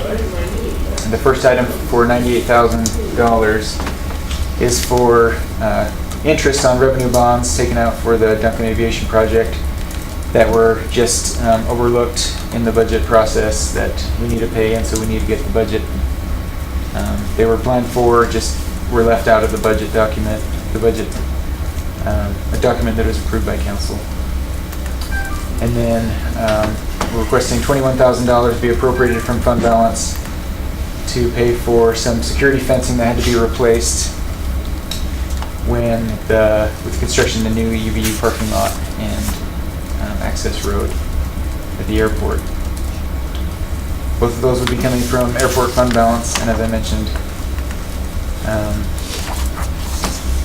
the larger one was part of the plan of the Duncan project that was presented to council originally with all the funding sources and uses. It was just overlooked. So, in the water fund, we have a request for an appropriation from fund balance of $75,000 for contract services related to the airport funding for the terminal, and $200,000 for well development, and $500,000 for aquifer storage and recovery studies, the phase 1 of aquifer storage and recovery projects that Dave Decker presented on last week. So these items are being funded, are requested to be funded from fund balance, which is due to higher than anticipated revenues in the water fund. When we budget those revenues for the utility rates, we try to be conservative. We have a large portion of those rates that come from the user fees that fluctuate based on usage. So if we end up having a wet year like this, it can impact, people don't turn on their sprinklers. It can end up impacting our revenue, and so we try not to overestimate those during the budget process. But this year we've been able to meet those, to exceed that budget for utility revenue in the water fund, and we're proposing that we put that to use right away. Question about the $500,000 for aquifer storage and recovery.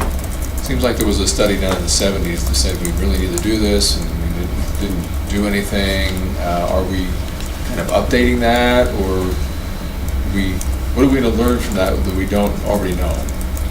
So I'm not sure about the detail that the item from the 70s went into, but our current, I guess, do you have anything to address about that? I think it could be considered an update, but I think it's also a document that's needed when we go to the state department of whether it's water rights or water quality. They're not going to take a document from 1978 and say, hey, this is okay for Provo City to move forward with, change applications or, ASR ideas. So you could say it's an update, but I think it's really a document that's needed so that we can look at all the scenarios. The 1978 document was a very high-level concept report, but this document that we're preparing, it's actually a phase 1 and a phase 2, where we could go with specific projects identified to the state and say, this is exactly where we want to go and do a project, whether it's a Provo Canyon or Rock Canyon or wherever they might identify, and be able to come back and say, here's what we've done as far as water quality standards, so that we know what we're getting as far as water quality into the aquifer. We know that the water is getting deep enough, underneath those clay layers that I was describing. So I look at it as a document that's really necessary for us to proceed with ASR. So just a follow-up. So I forwarded a thing from Marlowe. Yeah. So you got that. I saw it. Great. So that's the end of my slide presentation. We have one other item tonight for the Stormwater Service District that is similar. It's a principal payment budget that was overlooked in the budget that we're just asking to be added now, so that payment can be made from the budget. And then if you have any questions on those appropriations, I can take them. Any questions or comments? I guess because the studies, you do RFPs for those, is that, and those will, how long until you get those out? Are you The talking- 500,000 there that, So this is a study that's already underway. So Bar Engineering that was here last Right. week, and we did do an RFQ for that. It was some time ago. I'd have to go back and look at the exact date, but we had 3 or 4 firms that were interested, and we went through that. But that study is actually underway, and that's what this 500,000 is going to help pay for. and we're trying to accelerate what they're doing. We're anxious enough about it, we're concerned enough about it that I'm feeling like we need to go to the state sooner than later on this. Okay. I had been in previewing and reviewing and reading the documents to prepare for this. I was a little concerned by the higher than anticipated water utility revenue, but I think you did a great job explaining where that's coming from, and I think we're all used to the city being very conservative about revenue projections, so that's completely understandable. Obviously, Mayor, you can chime in at any time, and I hope you feel free to jump in at any time, but let me just kind of throw out, the administration is comfortable with these requests and have your full support? Yeah, we've talked about this for a longer. Okay, excellent. Thank you. And we will be hearing this tonight for the appropriation. Item 5 is a presentation regarding code enforcement. This will be presented by our zoning administrator, Ms. Carrie Walls, and we have budgeted 45 minutes for this discussion.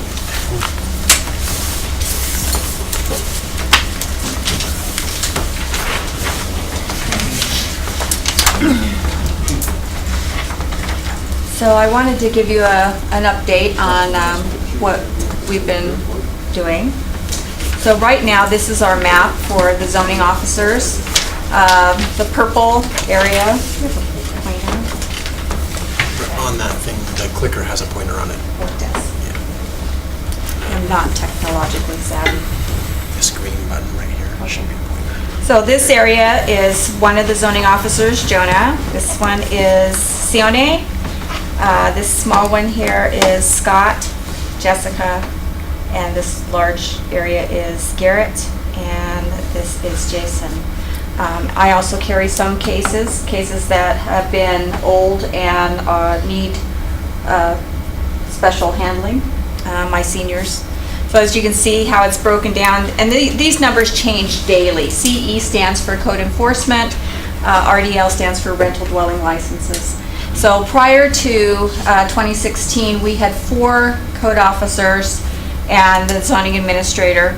At that time, each officer handled approximately 200 cases between code enforcement and rental dwelling licenses. Since we have added the 2 additional zoning officers, that amount has obviously been reduced. That helps us because it enables us to maintain a level of service when we have somebody leave, so that I'm able to distribute cases a lot easier than I have been in the past. Sometimes cases would sit for about 3 months waiting for a new person to come along unless they were, they had some special things that needed to be handled prior to that. So this having 6 has been very helpful. We have also started to do, as I've told you before, our rental dwelling licensing ordinance allows us to inspect a property every 3 years, or if there are any type of complaints or suspicion of violations. And we have been taking advantage of that and doing a lot more inspections in order to bring a lot of our properties that are rentals up to a minimum standard. So the time frame for doing the rental dwelling licensing is about 5 man-hours per property that we inspect. That includes contacting the property owner or manager, reviewing their license application, inspecting, doing a re-inspection, preparing corrections letters, and then making sure that all of that information is put into our electronic system. Zoning or code enforcement cases can take anywhere from a couple of man-hours to many, many man-hours. I think we've talked about this before, that it can be something as simple as landscaping, where we just send them a notice, or we talk to them and say, hey, mow your lawn.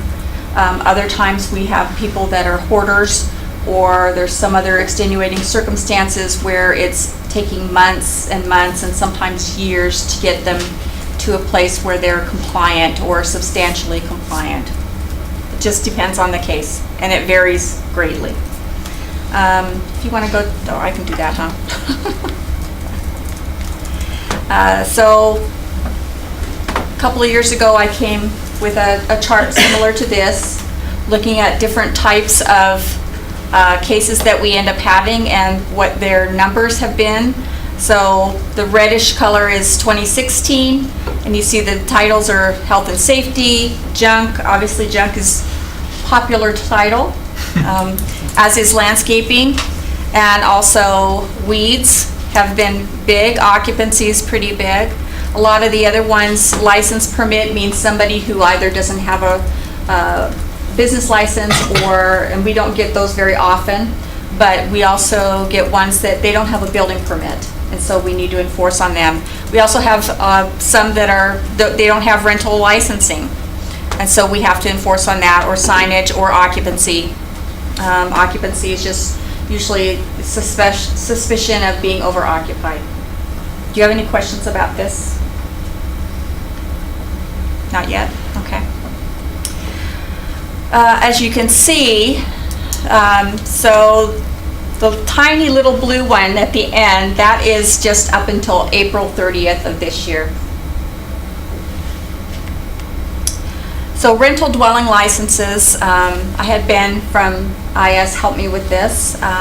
So right now, over these years, we've had, these are the total addresses on the left, or if you're looking at it on the left, and then on the right, the total units that are accompanying those. So you can have one license and have maybe 5 addresses, but have 100 units.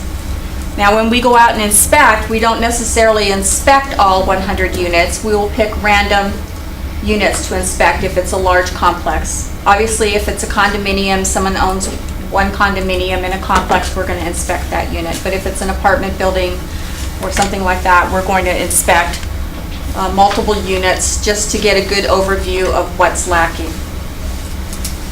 Questions? These are the breakdowns of code enforcement cases and occupancy cases over some of our higher profile neighborhoods. As you can see, we've had some pretty high numbers in the past. We still have some high numbers last year, but as a whole, you see the occupancies are going down.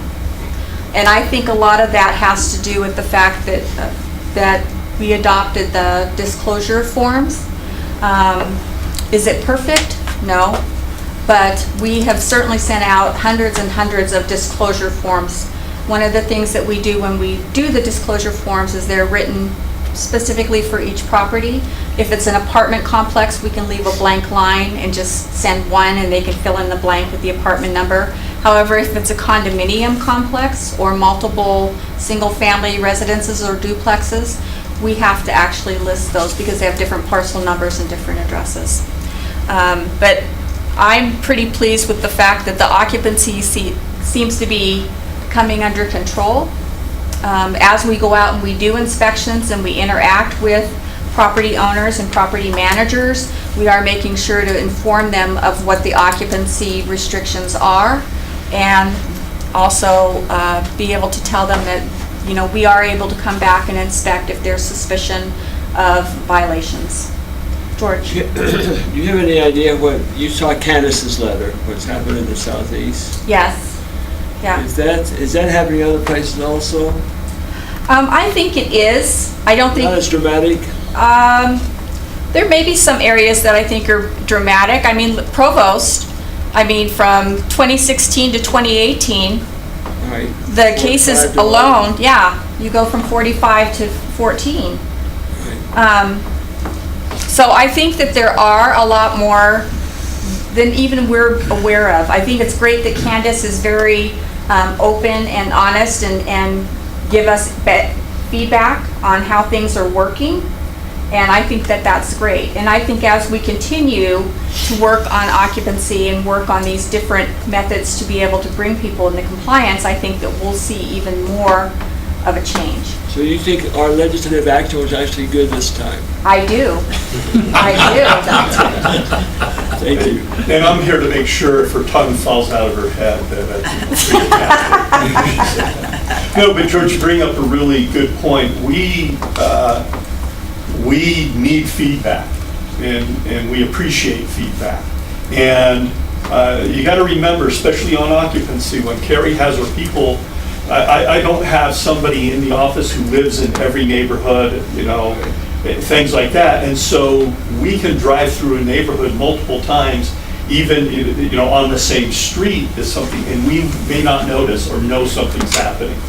And so to be able to get feedback from people about where the problems are, we have to have it. It's hard for a police officer to drive down the street and just tell by looking at things that a auto burglary occurred. And so we need that type of feedback to help us move our people around where it's important. It's great when we do get positive feedback, like this is working. Most of the time the feedback we get is you're not doing your job. Even with 6 people and having their caseloads be more manageable, it can be really difficult to be out there Johnny on the spot all the time. Because I'm usually there saying, there's other things we need to do as well. Some of the things that we've done are, you can see, George, this is my uniform. We have uniforms now. It's basically a polo shirt in 3 colors, 3 general colors, the Provo colors. So green and blue and yellow. Not everybody is thrilled with my color choices, but I get to make those big decisions. So we are more recognizable out in the neighborhoods and be able to interface with people. And we look different from other people in our office as well. The other thing we're doing is we're working on establishing a database with COP and customer service so that we are aware of properties that are either abandoned or vacant. That helps COP because then they can be sure to check and make sure that they're secure and there's no squatters. That helps me because then we can make sure that the property's being maintained and it's not, again, in an unsecure situation, and we can work together that way. We are also working with fire and the building department, so whenever incidences happen like fires or car crashes into a building or something like that, then we step in and we can make sure that it's secure and that the people are getting their permits and that things are being taken care of in a timely manner rather than having things sit. It's not perfect yet. We're continuing to work on that. The other thing that we're doing is one of my goals is to bring up the quality of our rental properties, and as part of that, I have designated one of our mobile home parks as our first area of focus. And we've sent out letters to them and to the property owners and given them a time frame, and we will be working our way through that entire mobile home park to establish whether or not they're in violation or they're not in violation, and to help bring up the quality of life for the people who actually live in that trailer park. So first I want to say, go ahead. Just before you leave that, trailer parks, I may not be familiar with this, but I thought generally the park rents the land and then the person who lives there, it's in a way owner occupied, because it's not, I didn't realize that it was considered a rental. Is that? They can rent them out, sure. Sure, no different than a house. Okay. Or anything like that. And most of our trailer parks are where somebody just rents a lot and moves their trailer in, or rents the trailer as well from the park. Okay. We do have, we have 1 or 2 mobile home parks that they actually own the lot. Mm-hmm. And so none of our, well, I shouldn't say that. Most of our mobile home parks are not in the best condition. There are some that are really pretty good for mobile home parks, but there are some that are really very poor. And it would be, I think, a huge task to try to get everybody into compliance, but to have it be at least at a minimum standard, and to establish those standards for the tenants and the property owners to understand, I think it is a plus for our citizenry. And so it's an area of focus, and I think it's a great idea. Will you be focused more on the properties that have renters, or will you be looking at both ones that are rented as well as the ones that are owner-occupied? Both. Yeah. Thank you. And Carrie, did you choose one that's closer to compliance, or the ones that are worse on compliance to start with? I chose Leisure Village, which is over off of Geneva, just north of the river. And one of the reasons why I chose that particular park is because there have been a lot of police activity in there, and a lot of illegal activity as far as having people living in sheds, things like that we consistently get calls on. I don't want you to drive through when we're done with this and think that it's going to be immaculate and pristine, because it's not. but I think that they can bring it up to a certain standard that will make it substantially in compliance. There are some, particularly one mobile home park in town that I don't know if we would be doing any real favors to them if we came through and enforced on every little thing that was wrong, but I'll address that when I get to that. Dave? When you mention Gary. you're helping them come into compliance, is that through making them comply to the ordinance that we have? Are there other opportunities where we can actually help people come into compliance? If they're struggling with something, what opportunities are available for those people? There are a lot of resources out there. If it happens to be an owner occupied, we could probably redirect them to RDA to see if there's any money that could help them improve their mobile home.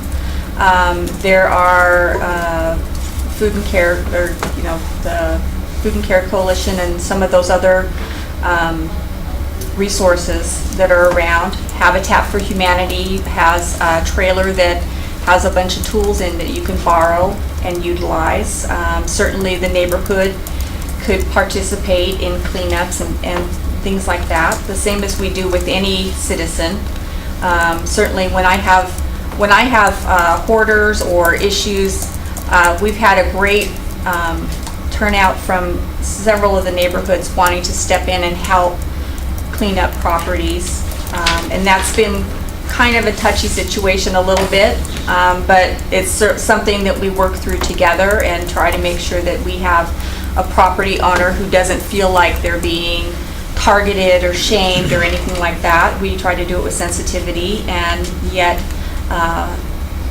give them a plus for participating and give the neighborhood kudos as well. So they can work with you and the neighborhood chair is the way to go about that then? Yeah, yeah. Good. I love that idea, and whatever I can do it, and I think, if there's, I believe we have council support to assist with that, if at all possible.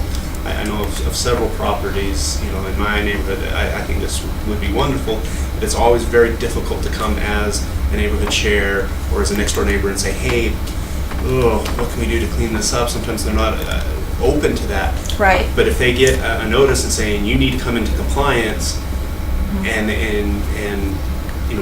now they may be much more open to, okay, I really could use some help here, and so any way that we can partner with that, I know Karen's listening. Anything we can do to harness our neighborhoods. I think there's a lot of volunteerism that would be willing to kind of go hand in hand, and sometimes maybe that is a little bit of the carrot and the stick, and if we can put that in together, we can get much better results in a compassionate way. And I love that, what you just talked about there. And as a staff, we try to be sensitive to each person's situation and work with them. Certainly, it's not our goal is to get compliance, number one, okay? But our goal is not to beat somebody into submission. It's to assist them and guide them as best we can to resources and other people that can help them get that compliance. So the next thing is basically, I would like some feedback from all of you. Do you think that we are enforcing enough? Do you think that we're forcing hard enough or strict enough? What do you see as wanting us going forward? Dave? Well, I think we're a little bit detached from that, although we do hear from some of our constituents or neighborhood chairs. And I would encourage you to occasionally reach out to each one of the neighborhood chairs and say, how are things going?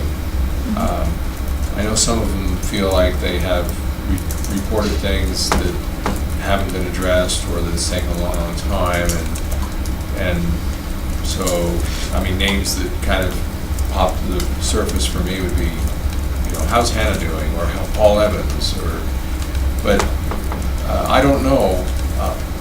all of the neighborhood chairs. Some of them probably are more into the enforcement aspect and violations in their neighborhood than others are. But if they are aware and concerned, they would have an opinion, and that would be a valuable opinion.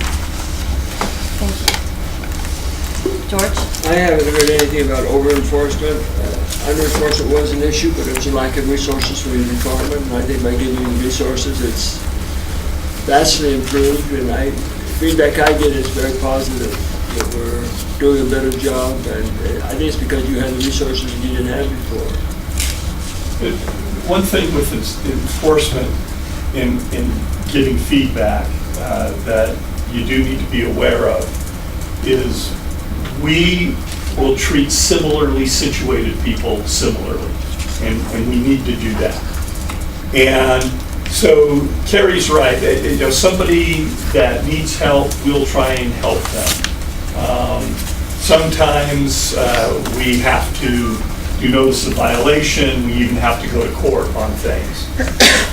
Occasionally, I've had, in the past neighborhood chairs, I've even had a council member once in a council meeting say, Gary, why can't you just enforce on the bad people and leave the good people alone? And the answer to that is we can't. If people are in similar situations and they have similar violations, then we will treat them similarly. And that can be a difficult thing. Often people want really strict ordinances, but they don't want us to apply them to all people in similar situations. And we need to. And so that's a difficult thing that we try to balance as we go forward. Not just circumstances, but one of the things I've asked Carrie and her people to do, if they get a garbage and junk complaint, and they go out and they establish a garbage and junk complaint, one of the first things they should do is circle the area and see if there's any similarly situated homes that look the same. Because when we do enforcement, the first thing somebody enforced on will say is, well, what about these guys over here? How come you're not doing this person and this person and this person? Why is it just me? When you say balance a situation, what does that mean? Does it mean that you need 10 complaints? I mean, how do you, if you get one complaint, you're obligated to enforce? Correct. We're obligated to go out and take a look at it and establish whether there's a violation or not. And I've done this with most mayors. Have gone out and driven a neighborhood, and they'll say, "Let's go drive down my street." It's like, okay, is that a violation? Yeah. Those could be violations. Now, some of the violations, they may be some sort of transient thing, and I don't know if some, the car that's on the front lawn is just getting washed, or it's been there for 4 days. But it's that type of thing as we go in, and we have to make judgment calls. Carrie was talking about Leisure Village and going in. Often we'll go into a defined area like a Leisure Village, and we're going there to try and get the most compliance we can, the most effectively, to make the quality of life better for people that live there. And if we go in and set this impossibly high bar for people to come in an older area with a tremendous amount of problems, we'll probably fail. And so we'll go in and look at the most important things that will make the biggest difference, and we do those first. I can't imagine the job that you have is so difficult, and I am grateful for all that you do. It is so hard, and I've had experience with you in the fact that there have been challenges for certain people, and you have, as I've gone in with them and with you and visited, you have always been very understanding of individual circumstances, and that has made a huge difference in the citizens' ability to and desire to cooperate. When they feel like they're being heard and not picked on. I really am impressed. It's amazing to me the work that you do in the circumstances that you have to deal with. Thank you. Thank you. Thanks, I appreciate that. And I try to convey that to my staff and train them in that same manner so that they're listening to what people are saying, whether it's the complainant or it's the person that we're enforcing on.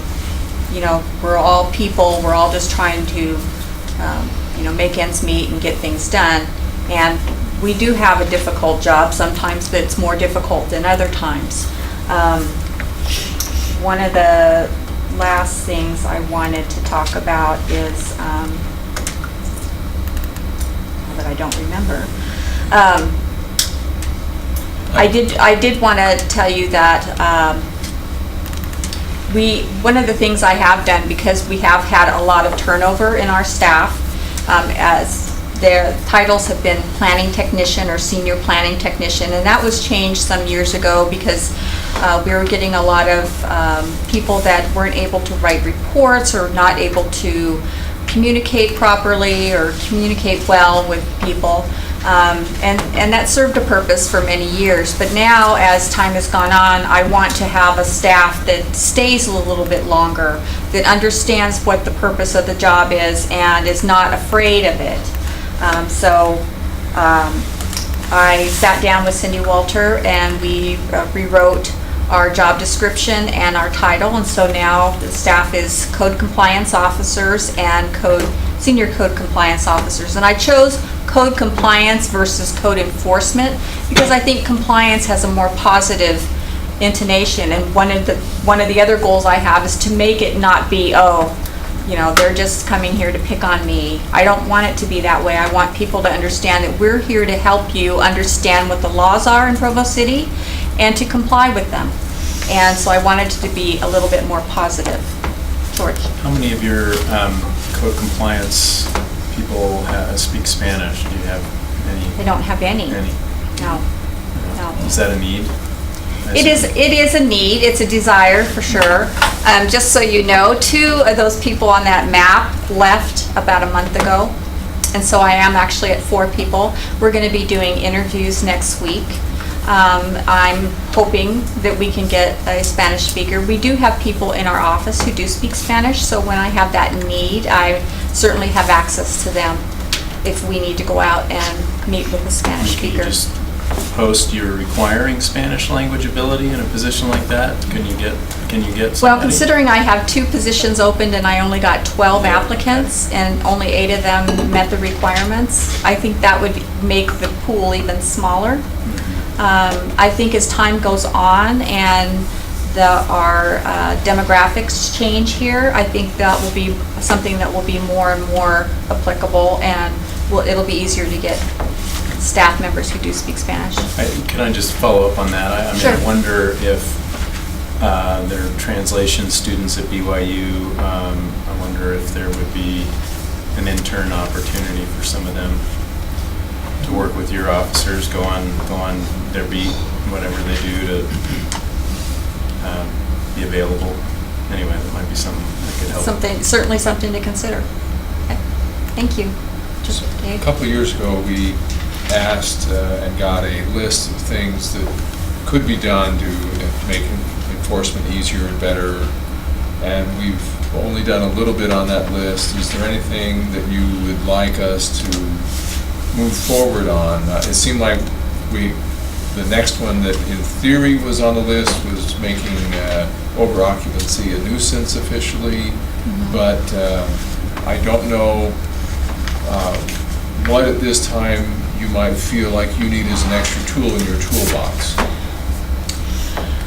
Well, that kind of depends. So at the duties that we currently do, 6 people is sufficient at this time and at the level of enforcement that we're currently doing. If you want us to focus on more enforcement or stricter enforcement, obviously that's going to take additional staff. If you want us to enforce on other things, I know that with this new department there has been some discussion about having enforcement of business license come to us as well. And so that is going to take more people as well. As far as, I think that it would be great to have 2 more people just at the level we're at, because I would like to see more enforcement on things like the landscaping, or junk.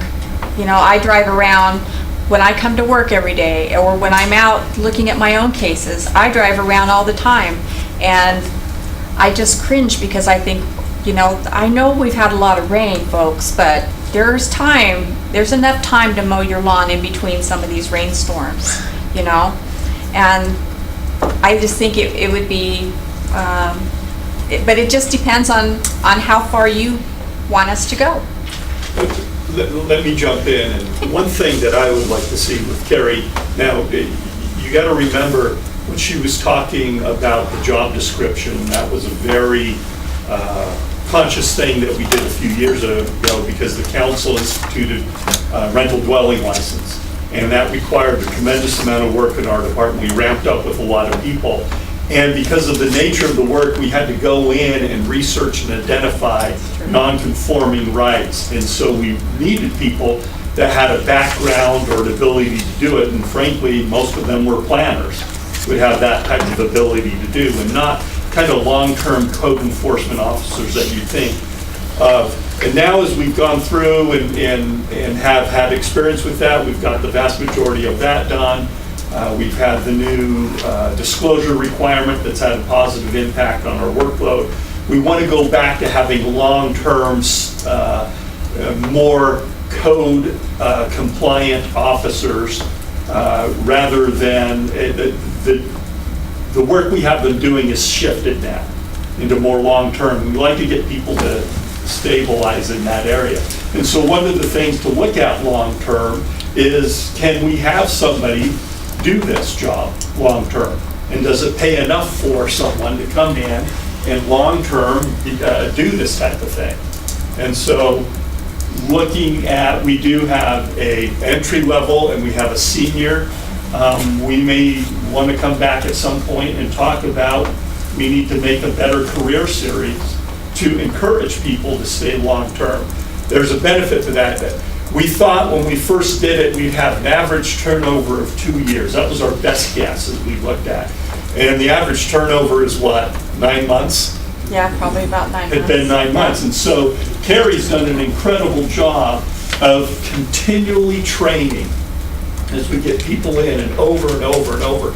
So now we're trying to do things. You see the uniforms, you see a new job description, some things like that, that in the future, if we could have a stable core of 4 or 6 people who would stay for years here at the city and help us with this, that would probably be the most important and single effective thing, because we'd have that continuity. When she talked about, for various reasons, we had 2 people just recently leave very quickly and didn't have a lot of notice on that they would be leaving. And so now, nobody's working their cases, well, people are working their cases, but we can't really work new ones. We're kind of in this holding pattern. We're going to have 2 new people. Carrie will spend a tremendous amount of time training them, working with them, getting them, teaching them the culture of what we're trying to accomplish. And that just takes a lot of effort and delays us. Every time we get up and we almost feel like we're hitting stride, we slow back down. So that's the long-term plan. That's a segue into my question. Those people that left, would they have stayed if the salary had been better? No. Quite a bit better. No, not these 2 particular people. But I have other staff members that I think they might stay longer certainly if pay was higher. I will tell you, this job sometimes can make you feel like everybody hates you. And it could be I call it soul sucking. And I tell people up front, lots of days it's soul sucking, but other days when you have somebody that you've helped in a positive manner, either the person that you're enforcing on or the complainant, while you've made our neighborhood better, or like getting an email like from Candace or something, that makes you feel at least like your job is really worth it, you know? When you're hated and you're paying better, it's sometimes easier to be hated. That's true, George. So we have 2 open spots, 12 people applied, only 8 are qualified to even be interviewed. Yes. And that's today. 3 years ago, if we would have advertised for those 2 spots, we probably would have had 30, 40 applicants. Yeah. But you still should, I've always believed in my business career that if you have turnover, you pay more to less of turnover, because the cost is being penny wise and pound foolish when you turn over people, and then the retraining and what you get out of them and the management time. I think you should seriously look at it. I would certainly support paying more to see how, if it would make a difference. It will make a difference. At least in my experience in business, it has always made a difference. So with that kind of turnover, I think you got to pay a little better. But that's my personal opinion. I won't be around too much longer. I'd just like to echo what Mr. Stewart said. As a business owner, I just cringed at the thought of trying to run a business with employees turning over every 9 months. That's really a tough situation. So I pretty much just echo everything that he said, and would love to see a plan, not only on compensation, but maybe there's some other angle to it. I'm not sure that would encourage. Well, there's a couple things that I have. As you probably are aware, our building inspectors, when they get certified, they get a bump in pay. I would like to see our code officers, they actually have a certification process, and I would like to get that at some point, get that in place, so that when they get certified and they have to take a test and maintain certain educational hours each year, and I would like to see them get a bump in pay as well, above and beyond just their salary. I think you could get 6 or 7 votes for that. That's awesome. There's also some things I would like to see change in our ordinance. You know, I would love to have the time to be able to sit down and look closer at our ordinance and determine which ordinances need to be amended in order to make it more subjective for us to enforce. For instance, Objective, yes, thank you. Objective, yeah, it's already pretty subjective, right? For instance, when we go out and we enforce on someone's yard, we don't, you know, they could have weeds that are 8 inches high. We don't have anything that says it has to be no more than this or you're in violation. It just says in good condition. We have a resource right there called Brian that can really help you. And Marcus, right? And Marcus, that's right, Marcus. Yeah, I've been giving Marcus a lot of stuff lately. He and I've been working on a lot. So you say it's not a nice job, you feel like everyone hates you. I joked the other day that maybe we need to hire retired corrections officers. Well, we used to hire them. Really? And that's part of the job description change, and I don't know if I'm conveying how important I think this issue is that we've been working on. Because previously it was a code enforcement officer. So what we would get often is, say, a police officer who had retired and wanted to apply, and they could come in. And what we found when we had to ramp up for licensing and really do a lot of things with licensing, that they couldn't fulfill one of the major requirements, which was researching property records, researching things like that. They were great. So if you look at this, when you see in the past, they're traditionally one of the biggest issues for the council, previous councils over the last, say, since we started licensing, has been occupancy. It's been a huge issue. But occupancy has traditionally always only been about 1/3 of our work. And 2/3 of our work has been junk, landscaping, health and safety, issues. It's kind of quality of life issues for the neighborhood.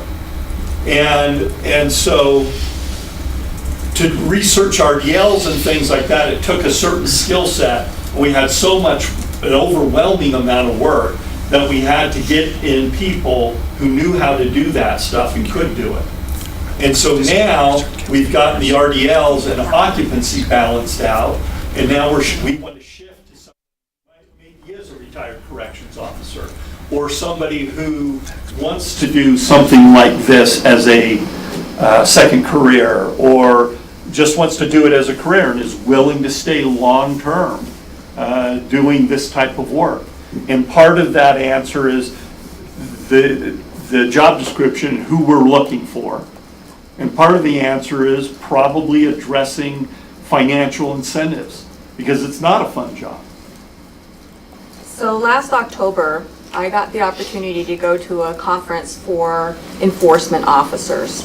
It's a national group called ACE, AACE, and I loved it. Number one, they offered classes that were relevant to what we do, and I also got to interact with a lot of people that do this as their profession. I want to see my job, my staff's jobs, become more of a professional type of a job. So in that, I want a balance between someone who's capable of doing firm enforcement and still be able to write a letter that makes sense, or a staff report, and be able to present to council or board of adjustment or planning commission or whatever the case may be.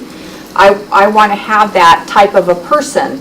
I think those type of people are going to be able to serve our citizens better as we continue to grow. And I don't think code enforcement is ever going to go away. It's always going to be there, because as we live closer together, people just don't want to talk to their neighbors about issues. You know, I get people all the time where they're afraid to talk to their neighbors, but they're friends. And I don't understand that, but you know, that's the way people are. Other times I get people who, you know, the person that's being complained about just doesn't understand, why didn't they just come and talk to me? But as we continue to grow, we're going to see more and more issues of code enforcement needs. I see a few things that are happening up at BYU, and some of the challenges with reporting. Are we still quite certain that this is the best way to do it, to report anonymously? They have the option to report anonymously. I think if you take that away, I don't think people will report as much, because they're really funny about, even though we tell them, we don't give out your information, but they're just really funny that way. Some people are fine providing their information, other people just don't want to have their name on it at all. And how do we feel about that? Gary, let me say, I think the distinction between this kind of enforcement and what you're talking about up at BYU is that in that situation, the reporter is, the person who reports is the only one who has any knowledge of the violation. And so you can make a policy argument for that person to be anonymous violates the right of the accused to confront their accuser, because they don't even know who is saying that they've done a violation, that person is the only one that has knowledge of it. In a code enforcement situation, everything that the person who reports is reporting is being confirmed by the code enforcement officials. So at the end of the day, it's almost irrelevant who that person is, because we're pursuing prosecution based on what the code enforcement officer has seen, not what the reporting person has seen. And that makes total sense. But having said that, there are a lot of things, occupancy being the number one, that we don't know if there's a problem unless somebody tells us. Right. Because when somebody drives down the street, one of our officers, and they look at a house, they can't just tell by number of vehicles, the condition of the yard, or something like that, that there's an occupancy violation going on. There may be other things, and they don't know. And so occupancy is one of those ones that our people have a hard time just independently verifying. Now landscaping, junk, yeah. Now some of that is you go around and I drive through a neighborhood and I try to vary my routine and things like that. But if I look at something, I don't know that they just haven't mowed it and they're gonna mow it the next day, and somebody may call and say, hey, they haven't mowed, you need to pay extra attention to this one. But garbage and junk and those things are fairly objective, and that's what Carrie's talking about. If we make the ordinances as objective as possible. But when you still have occupancy or a non-permitted use, those are things that often we just won't know, and there's no way for us to know unless somebody tells us. And the people who do report need to understand, I think, that, from past conversations, as far as I know, I think our compliance officials know this and are informing people that, while if you come and report that someone is violating the code, when the code compliance official goes out to investigate, they're not going to tell the person who the complainant was. At the same time, based on the circumstances that Gary was just mentioning, if we get to a point where the only way to prove it is based on the testimony of the person who reported, we're going to have to say to that person, we can't actually enforce this case unless you're willing to testify. Right? So sometimes the people that report need to understand that, while they can trigger an investigation anonymously, they may not be able to actually resolve the problem without standing up and being part of it. Does that make sense? Yeah. This has been a great discussion. There's been constant comments. I've actually been trying to get in to answer the question you asked probably 20 minutes ago, just feedback. This has been very helpful because we've been working on this for years, and so it's nice to see some of the results of that effort. And I was thrilled to get that email from the resident, and what a glowing, just a joyous email at the change that she's seen in her neighborhood based on the increased focus on zoning compliance. You mentioned earlier that the number one goal is compliance, and I love that, and I fully support that. Mr. McGinn has mentioned quality of life a few times, and I think that's kind of the other thing. Mm-hmm. What we're trying to achieve through compliance is that quality of life and safety, life and safety for all of our residents. Sorry, I'm struggling today with my words. So last year we added, 2 years ago we added a couple additional officers.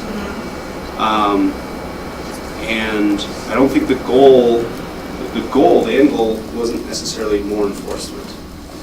The end goal is more compliance. Some of these numbers that you've shown, and caseload obviously has been decreased. The total number of cases, though, as well, seems to have gone down. And is that? And I guess I had expected actually the number. I guess since it's complaint-based, maybe, I don't know, I guess I kind of assumed that it would actually go up. We would be able to enforce more, and so it's maybe. I think part of it has to do with just outreach as well, especially for, when people came to the open houses for the disclosure form, they asked about more than just that, and I tried to either answer their questions or direct them to our office. I think that people are becoming more aware. I was really pleased with the number of people that we had come to those open houses for the disclosure, because that showed me that people really want to be involved and they want to, have Provo be the best place to live. And so I think there's a lot more outreach. I think there's a lot more information going out. I think our staff has always, in all the discussions they have with people, they try to inform them of what the laws are. And I think part of that is showing in our number of cases, but also they're just, maybe people are busy. Maybe they're at the rec center. Okay, go ahead. Yeah. So we're looking at doing a housing audit, and one of the main features of that is determining which units are owner-occupied and which are rental, among other stats. And in what little Anna was doing in my neighborhood with the 800-some condos and townhomes, it looked like as high as 80 to 90% might be rental, investor-owned. And so the housing audit may give us a better idea of how many units or locations are being rented versus how many have RDLs. Right. And then that may generate a new wave of enforcement, and maybe we need to hire someone temporarily then. Yeah. But right now, it sounds like We're okay. Well, you're okay, except your turnover is terrible. That would be nice to improve that, so you don't have to be constantly training people, and you'd get more accomplished. I'm hoping, yeah. I do want to say, I think that there are a lot of properties out there that are not licensed still.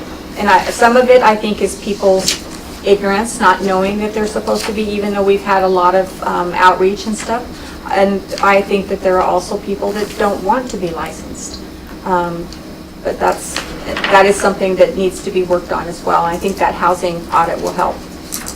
You talked about those open houses, and I attended a handful of those, and I thought they were great as well. And you said people that want to, you want Provo to be the best that it can be, and I agree with that. I also think that it shows that there are a lot of people who would like to be in compliance, and as you said, they're just unaware and whatever. So raising awareness. Mr. Connect talked about the housing audit being an opportunity for more enforcement, or another way of looking at it, another reframing that, an opportunity to help more people come into compliance. Right. And obviously I like your approach of, let's help everyone come into compliance, and the ones who don't want to, we'll use different tools than the ones that are just. David, just a brief comment. Okay. Very brief. The outreach, I think, changed the dynamic. I think people are, when they found out that we were going to enforce, we're going to do something, they came into compliance. I think that's why you've seen a reduction in the number of complaints. I think the ordinance itself had an effect. I think across the board, not just in occupancy and RDLs, but across the board. I think it was just I think the outreach is a big positive for anything that we're doing. The same thing, with this thing with Leisure Village, sending out a letter to all of the property owners. Then it lets them know, these are the things we're going to be looking at, these are the things that need to be changed, and give them a time frame to change it on their own before we come in and start enforcement. I think that's a positive way to deal with things. I support that as well. Just a couple thoughts just on the feedback. Before that email, I hadn't heard, well, there was one other comment that I saw at a neighborhood meeting a few months ago as well. But I'm thrilled to hear that, because I hadn't necessarily seen that, perhaps a little, maybe not as much in my own neighborhood, the changes. And my neighborhood has some different dynamics than, say, Southeast Provo. And I think a lot of our focus has been on that. In my experience, I think some of this under-resourced, and difficulty enforcing has kind of, I think a lot of people just kind of gave up. And those yards with 36-inch lawns has just kind of, people have just kind of given up. It's kind of now the new norm, the new expectation. Not everything's like that, but enough of them are that it's, and 3 years ago when I called, nothing happened. They knocked on the door a few times, the people were just able to avoid them, and it all went away. And so I think perhaps some of this is just time. I think if we can maintain this level and maintain our efforts, I think in time, that confidence will come back. Those expectations will change and whatnot. But I do think there is a time component to this that we need that. The change of the expectations, I think, is key. The confidence is something that I'm still looking for when we have a proposal to extend accessory apartments. And we get emails coming in that say, you know, we don't want to see this because, yes, it's supposed to be owner-occupied, but we don't have confidence that it will be enforced and they'll become de facto duplexes. And I can't push back on those because I look up and down my street, and that's what I see. And again, this is just the feedback that you were asking for, and I just hope we have a sustained. Dave, I'm in a hard job. I have a very thick skin. Okay. and I am glad that you are the one in that job. I think you are doing excellent on that. But when we talk about short-term rentals, I think there's a lot of concern. Like, well, if we let this in, are we letting the camel's nose in, and without good enforcement? And I think a lot of the outreach and all the stuff that we've talked about, I think, are all components of that. Accessory dwelling units, we've talked about possibly, maybe the area that they're allowed will expand. We've talked about doing them as a detached option. A lot of the stuff that we've talked about, tools to address housing affordability, I think a lot of people are worried about them because compliance has been a problem in the past. And so I think we are moving in a good direction. I hope we can sustain it if we can address the turnover. And perhaps as some of these things come up, maybe we will need to go above the 6. And that's something that I'm open to, because I think it's not just the weeds, it's not just how well the neighborhood looks, which I think are all important, and I hope we can address that as well. But just how we address housing affordability, I think our ability to address that is tied into our ability to maintain compliance in the community. So anyway, that's my feedback. Thank you. Thank you. Thank you. And then I guess one last thing. I think Mr. McGinn at one point called it his magic math, and maybe I'm making that term up.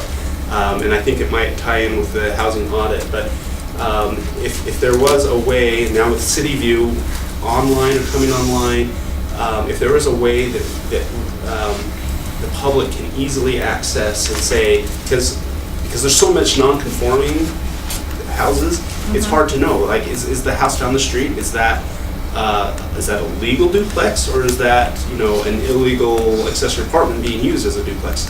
And to have to call in, and if that was accessible on the city website, and knowing that maybe not all legal non-conforming uses are known by the city, but if we know what the city believes are the permitted uses on that, I think we go a long way in helping people know what should they be focused on and what do they call in on, and so I think. And I think we're close. City View's up and running. We're still having some problems. Well, there are issues that we have to work through. Nothing unexpected. There's always some things with that. The IS department is still working now with the HR component, so there's a lot of things like that. But the idea is to have this where somebody can get online and find out the status of a property, know exactly what's going on with it. And as much public information as we can push out past our firewall so people can access that and see that. And then that will help them know what's going on in their neighborhood and know when they should call and when they shouldn't. The other one, if you're asking about things, I think the council really needs to think about and get its arms around the issue of licensing accessory apartments, just along with RDLs. I don't think we're going to move the needle on that issue unless the council is willing to license owner-occupied accessory apartments. That's in the ANS overlay or revision that was going before the planning commission. Yeah. And I think I've mentioned this to you before, but in my view, and I haven't looked at everything, but if you are renting, then I think you should have an RDL, and I think our RDL should cover every rental situation. Yeah. And it's a commercial activity, and that RDL needs to be flexible to accommodate all of that stuff. But I think that gets people in regular contact with community development, so they can know what are the expectations if they are going to engage in this commercial activity. And then with that, I think it'll be the same thing as the disclosure. It'll be a big thing. We'll have to do a lot of work, but I think you'll see improvement across the board because I like this proverb from the Near East: you want to scare 100 monkeys, you kill one. And when people find out that the city's serious about things, then you get much higher rates of voluntary compliance. Yeah. The only other thing I haven't touched on in my presentation is talking about the short-term rentals. That is something we still need to address. It's something we've talked about a little bit, and something I would like to see in our budget for this year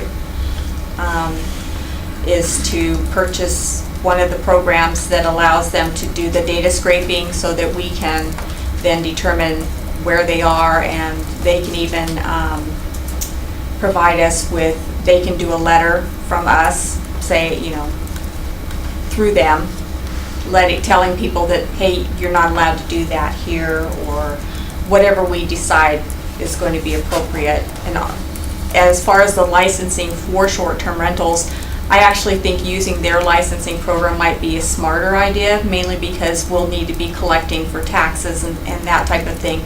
I don't know if City View is capable of doing that with licensing, to look at different types of rental licensing. But that's something to think about as well. Is that request in the budget for that scraping service? I don't know, is it? It's not. That would be something that, with the short-term rentals, there's issues about what we're going to do in relationship to the state, how we're going to do it. And once the council figures that out, what we would propose is to come in with an appropriation request, because then we would know exactly what we're doing. Are we collecting taxes? Are we not collecting taxes? Some communities, they do it. Some communities, they don't. And so this is, I want the council to be aware this is an issue that is only going to increase in importance, and we've got to get our arms around it. At the same time, I know the state of Utah and some of their legislative committees are looking at short-term rentals, and there's a lot of talk and activity that way, and I don't know yet if we know where it's all going to end up.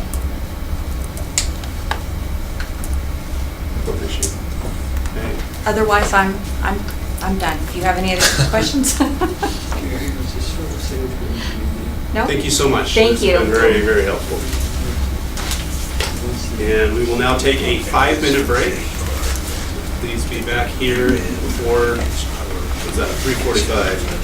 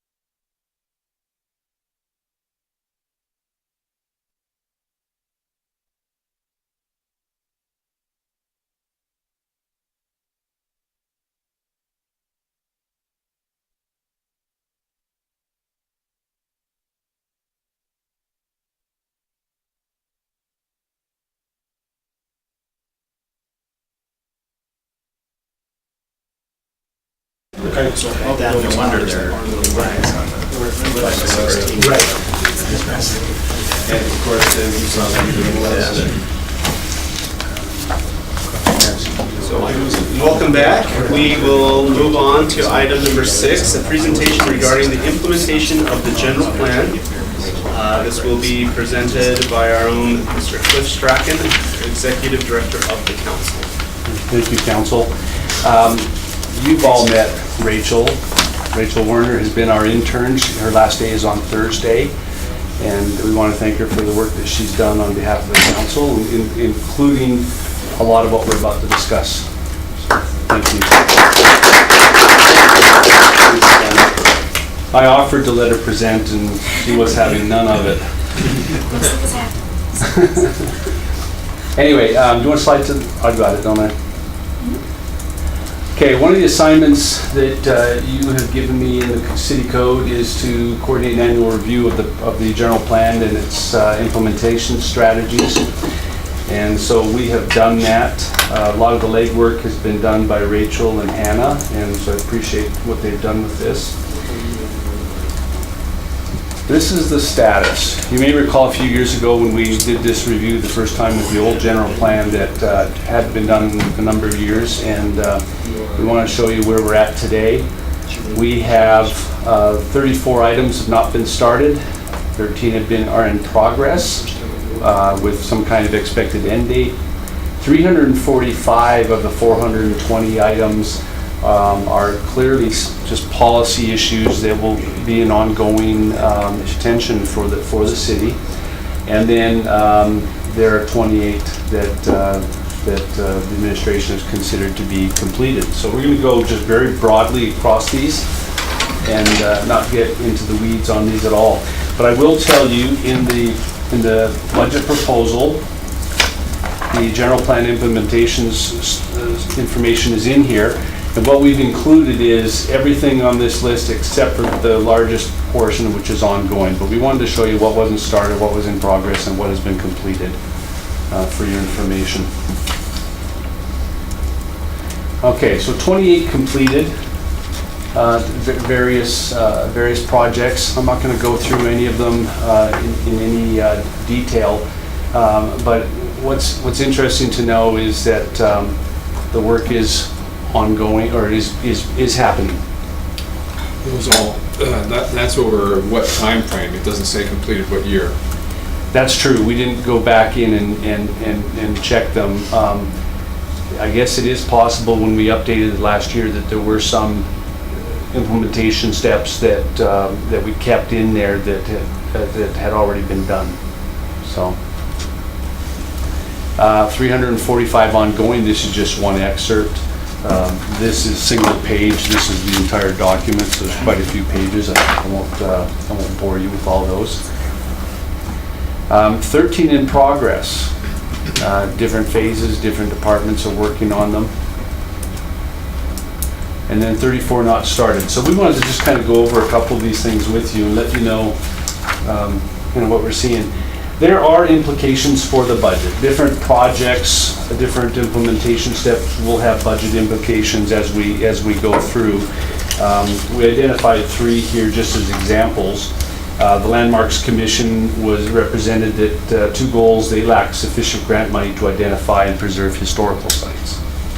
I would assume that if they can identify grant money that would apply or achieve it through supplemental funding, that would be a budget implication for the city. We talked about the citywide housing audit. This was one of the things we listed in our report. What we've also identified in discussions with outside groups is that Provo City Housing Authority may be willing to fund that for us. And so I'm anticipating talking to Robert Vernon and to some others very soon about trying to see what is possible there. And what we'd want to do is get the various parts, Brian Maxfield from the Community Development, the executive group from the Housing Committee, Robert Vernon, some others, and see what's possible. But this would be a budget item that we wouldn't have to worry about if they would fund that. Another one that's on there is work towards becoming a gold level bicycle friendly city. Public Works Engineering reported to us that Provo is currently a silver level bicycle friendly city. Additional bicycle facilities will be implemented as funding is available in conjunction with CIP projects. If the council desires to accelerate this goal, additional funding will likely be necessary and certainly not refused by anybody who's looking for funding to do these projects. But those are just 3 examples of items that fall out of the general plan that have budget implications. And we didn't spend time in this review trying to analyze what specifically was being addressed with new budget proposals. But certainly down the road, that's an area we could start looking at. Question. Yeah. So maybe next year as we set goals, are we going to have some of these brought forward as maybe these need to be looked at, they're timely? We can certainly look at that. And I say that we can look at it. Part of it depends on what the administration wants to do. And it looks like from the next section I'm going to show you that we still have work to do in terms of getting, I won't say cooperation, but just having people focused on the general plan. And part of that is because one of the answers we got back is, as we were trying to understand why certain things weren't done, the third item on this list was, didn't know the goal existed, right? So part of it from a council staff and maybe an administration standpoint is for us to help everybody understand what it is the general plan is trying to accomplish, and whether there's some opportunities. I will say that because this was the first time that we've done the comprehensive review of what's there, it was a lot of work, a lot of legwork, and were it not for Wayne reaching out to the department heads and asking for their cooperation, and for us extending the time frame that we had initially started with, we wouldn't have been able to produce this report today. So a lot of legwork, a lot of people putting their heads together and sharing information. So, but this is a really good start over where we were even a couple of years ago. But some of the things we noticed about the not started, of course, for some of the goals unclear, and as we went back and looked at some of the language, the things were ambiguous and uncertain. Sometimes the goal was contradictory. One of the issues we found out sometimes with the housing issues where it came up was not the purview of the department. weren't sure where some of these really should reside. And they may not reside anywhere specific. It may be kind of an agglomeration of how our policies work together. There were some items needed a policy decision. Some ran into roadblocks. Some we didn't have staffing, and some we turned out as we thought were not started, they actually were started. But so there is work being done, and there's more work to be done. In the report, I don't want to go through it because it's a couple pages of it, but table 3 in the report that we put in your program, in your packet, is cited as goals noting as lacking clarity. And so there are certain goals like create a comprehensive safety management system for tracking. Please provide further clarification of this goals and objectives. So sometimes we didn't get from kind of a policy aim and get down into some specifics about what we'd like to see. There's one here, community development reported increase direct landlord responsibility and accountability for overuse of city resources. Goal is unclear. So what is it we want to accomplish? It's a nice statement, but we don't know what it means. The landlord has 911 calls a month. Right. You mentioned that it's in our support documents. I didn't see it as I went through. Oh, did you not see this memo in there? No. Okay. There should have been. This There's memo has in the not packet. yet been published and shared. We're still finishing up editing it. Oh, So I it was apologize. not I thought it was in the report. I'll make sure you get the copy of I that. look forward to seeing that. And then if we can also, since it's being presented in this meeting, we'll make sure that it's available to the public as well. Of course, yeah, we'll make sure it goes out with the meeting documents as this is published out. So overall, from a staff perspective, I think we're satisfied that efforts are being made. There's still things we can improve on and such in this communication, but again, at the end of the day, it's a team effort, and our role as a council office is, you set the policies, but as a council office, we can try and get the information, but the real hard work of these policies comes down to the departments and the individuals in them, and being championed by the mayor and her staff. So we appreciate the efforts that all your staff have made to help us through as we try to track them, and we look forward to continuing to make progress on them. And as the council moves forward in subsequent years, as we look at these general plan statements, identifying which of these maybe need a higher priority will be, I think, helpful to the administration as we go forward. And I know that you did that to some degree with some elements when we did the budget. We talked about public safety, for example, making that the highest priority this year, and the administration responded, pleasantly. So, interesting, I like your analysis of why things had not been started or accomplished, and it's like, well, I didn't know it was there, or it doesn't apply to our department. It needs policy clarification on our part.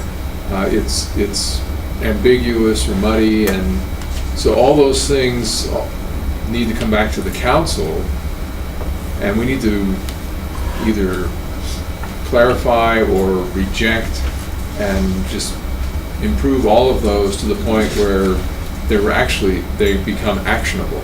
Right. And we're going to do some more work at the staff level before we even bring it to you, but we want to dig into these a little deeper, and we'll get through the budget season, and then we'll start working on it.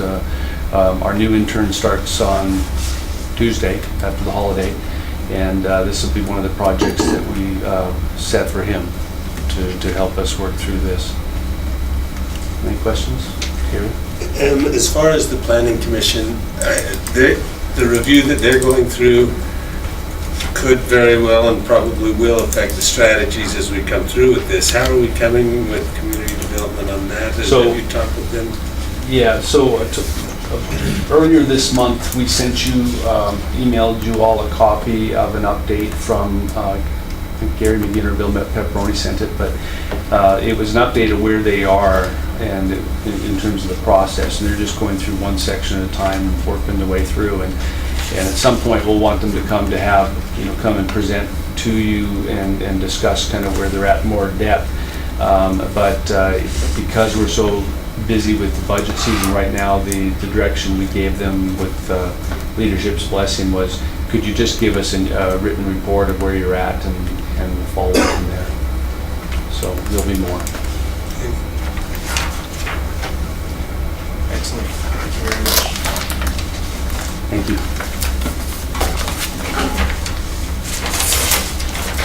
We'll move on to item 7, a discussion regarding the adoption of a supplementary residential, or S overlay zone, in a one-family residential R18 zone located at approximately 244 East, 2100 North, Pleasant View neighborhood. And Mr. Dustin Wright, city planner, will present this. Thank you.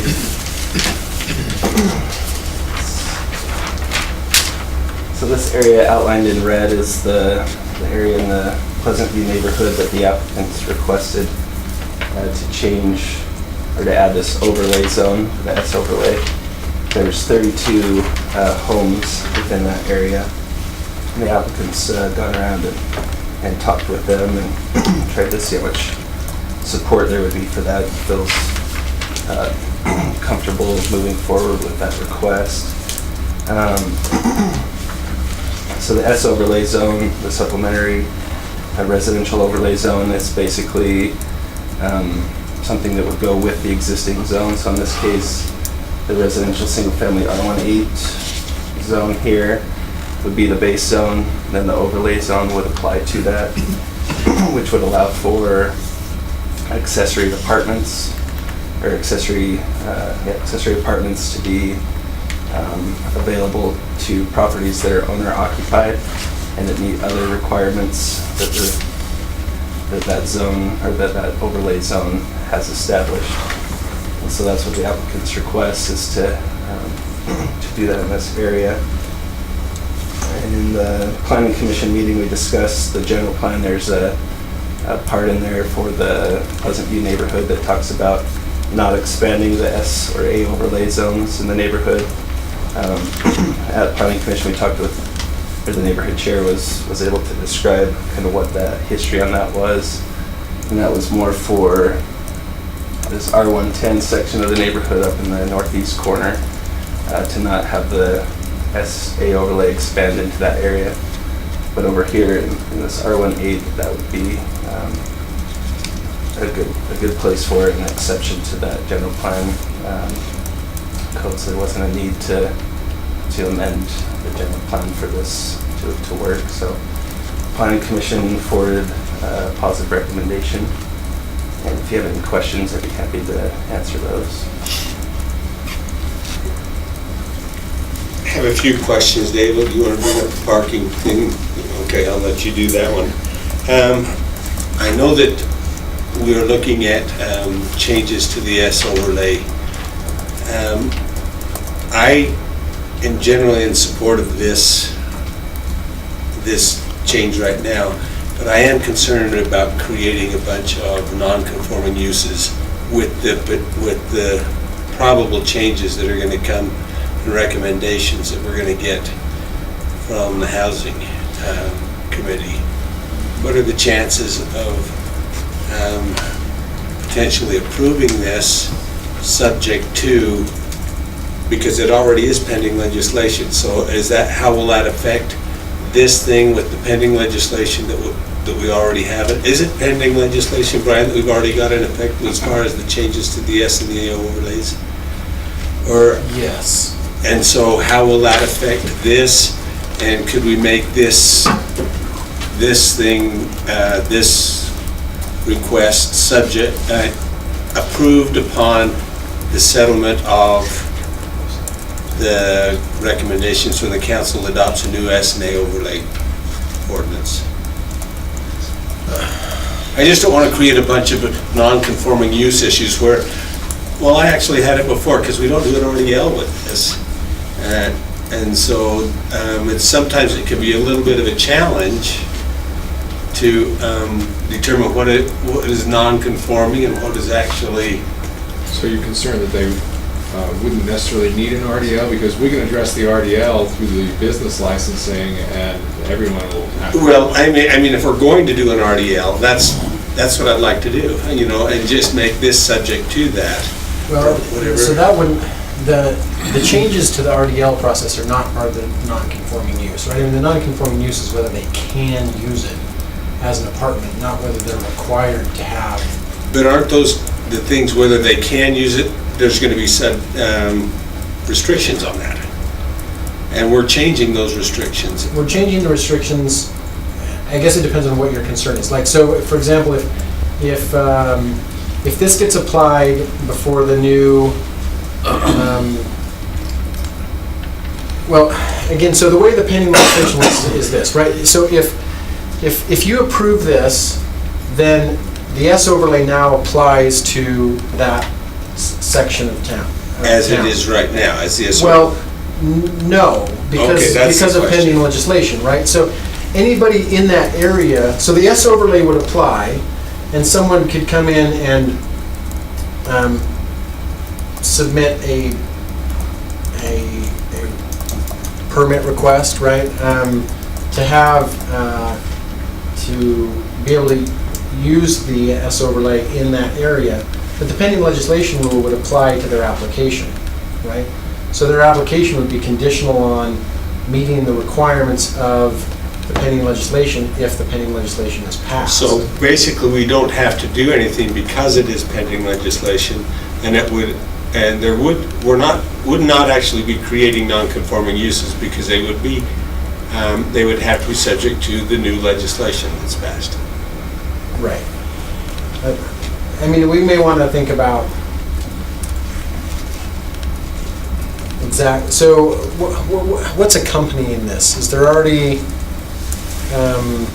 is there another piece to this? Is there already a plan once this is approved for specific uses change? So it'd just be, there's existing homes, so they would apply for, But even under a current process, they have to apply, right? I believe so. I think they've got to. And I think our current Gotta code, get inspections. the code requires them to have an inspection and apply for a permit. And so, under our existing pending legislation rules, it seems to me like the permit would be contingent upon the pending legislation. And again, to Dave Connect's point, the requirement to get an RDL is not a non-conforming use. If that requirement goes into effect, everybody's going to have one, Right. regardless of when the S overlay applied to their property. I just felt, I talked with community development, and they said, oh, I'm a little worried if we create something to determine when, because we're going from 4 potentially down to 2. Is that right? Unless you have the parking.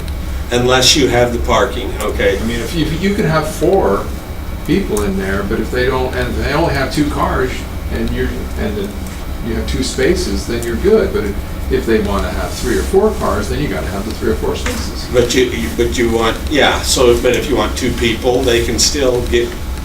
If you want 4 people, only 2 of them can have cars then, supposedly. Unless you provide more parking. Unless you provide more parking. But those are the things that community development has to go in and determine as those changes come into effect. And I just thought, oh, sometimes that can be a nightmare to go and say, well, when did you actually do this? And Well, and having said everything I just said, that may be the case legally, but certainly logistically, that's probably easier to figure things out. Right, and so the timing could be, there's some policy reasons to make the timing match, even if it's not. That's what I was wondering.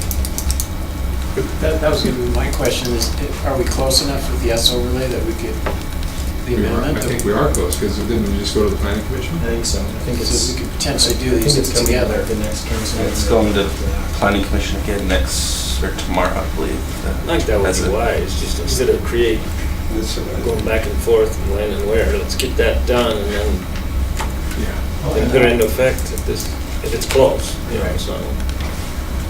Aren't we creating a compliance issue? It says they can have 4, but if they don't have parking, then they're gonna have to be reported on, we're gonna have to check on it. Well, you always have to report or either over occupancy or people not having enough cars.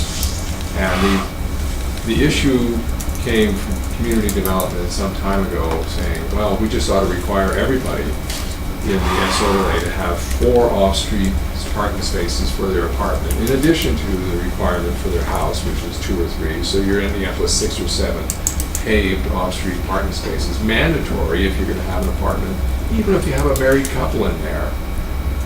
And so it got a little weird, and so we said, well, let's just match it up. You have a responsibility. For the last 50 years, if you own a car, you have the responsibility to have that off-street parking space. Who's gonna check to see if they're ready for? All Evans will do it. Well, it's going to have to be on a complaint basis, but we did flip the presumption a little bit in the sense that it's not that we have to prove they don't have enough parking to take them down to 2. It's that they only get 2 unless they can prove they have the parking. But They only get 2 when? if they're in the A&S overlay. You can only have 2 They can only have renters 2 unless they can prove that they When have. do they have to have 2? When they apply for you have to apply to have?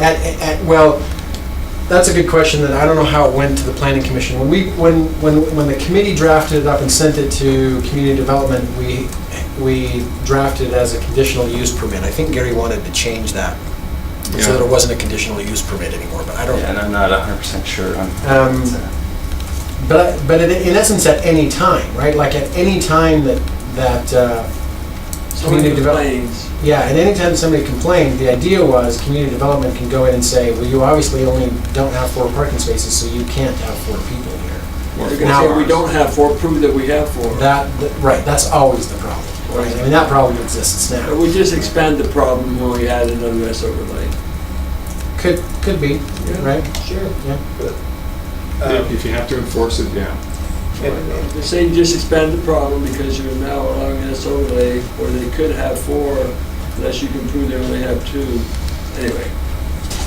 So, and I think one of the things is this includes Again, I haven't seen it for a while, but it includes a requirement for an RDL for the accessory. And so yearly, that needs to be renewed. And every 3 years, we can do inspections and things. And so I think some of that is being built in, that they'll have periodic review, so it won't be completely complaint-based. Well, if the neighbors want it, they're the ones who are gonna suffer if it has over more parking. That's Less correct. parking than they need. Which brings up, Well, I'm largely supportive as well, but Rachel Luke's email gave me quite a bit of concern, and I don't know that that's, there's a bit of a sort of larger problem that she's addressing in her email about 2320, yes, and the parking there, and the safety issues, and the crossing of children, and so on and so forth, which came up in our last discussion about the zone change east of Rock Canyon Elementary, and at that time, I was, very supportive and very sympathetic, having experienced that street many, many times in the past 20 years, recognizing that it's a problem. But I was sort of saying, well, it's a little bit of a separate problem from this particular question. And I'm a little concerned that if we approve this, but we also just say, well, this is also a separate problem, and we just kick that can farther down the road, and we don't really address the problems on that street. I don't have a clear sense that this particular proposal is going to make the problems on 2320 that much worse, or any worse at all. I can't really tell, especially if we at least have a mechanism for enforcement and inspection. It seems like it would make it somewhat unlikely that is exacerbated. But my question to the rest of the council is whether or not, to what degree do you feel, do you agree with me that her concerns in her email are legitimate, and that therefore, what should we be doing about those concerns? Should they be attached to this issue? Should we postpone this issue? If we're postponing it because of the S-overlay thing, is that enough time for us to begin a process of addressing those other concerns? That's just a question I have. So I talked to both Rachel and Paul, and of course Paul's here, but I recommended that on that street, 2320, because of their concerns about it's narrow, it's busy, there seemed to be the opportunity or tendency of people that have extra cars, maybe just park them there almost permanently. She's good with, and so is Paul, with saying from 8 to 4 on school days, Monday through Friday, it would be 2-hour parking during the daytime, and then at night you can park overnight.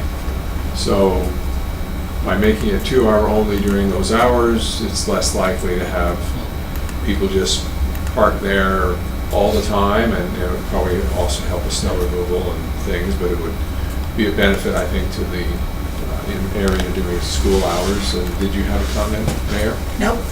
Oh, okay. I'm just listening because I've had these conversations too, so it's good. Okay, so that's what I'm recommending, that I really wouldn't vote for this without doing something on that road, 2320, and the 8 to 4 during the school days sounds like a good way to go. Dave? I have a very similar feeling, and I agree with Mr. Hanley that this is a good opportunity to do something to address the long-standing concerns on 2320, and it seems like we probably have enough time that we could, if we put our minds to it, that we could address that at the same time, I'm hoping. One of the other things that I am hearing is that the majority of those 32 homes are in favor of doing this. So there's a little different feel because they're the ones that are going to be affected for the most part. Yes, it will affect the streets too, but if the homeowners are actually in favor of it for the most part, that presents a new opportunity. Yeah, I agree. I think it could affect 2320 if the parking issue is, as you were sort of implying, well, the way I'm going to conform to this is I'm going to park my car out on 2320, my extra car. It's not allowed on my property, but I can park it there easily. But if this enforcement prevents that from happening, then I think that seems like a good solution. So my thoughts on it, these are long-standing issues, and just the traffic and the school children concerns crossing that road are long-standing. I think that they need to be resolved, independent of this. If it, whether or not this moves forward, they need to be resolved, and I'm not quite sure why they haven't been resolved yet. I just don't think we've quite got the right people in the room at the same time to hash this out. The 2-hour parking, I think, is definitely something that should be considered. One problem that has been identified, though, is parents parking on the south side, because the north side it's not legal to park, and then having their kids get out and run across the street to the school. So it's a different thing. That is a different thing, but if that would be allowed under the 2-hour. Which would be allowed under the 2-hour parking, but if there was, say, no parking between 8 and 4 or something. No, she was talking also about some sort of crossing. So anyway, there's issues here that need to be fixed, and they need to be fixed regardless of the asset overlay. We've identified, with the new proposals coming through, there might be some value in delaying anyway. So I do think there's kind of a nice intersection here where we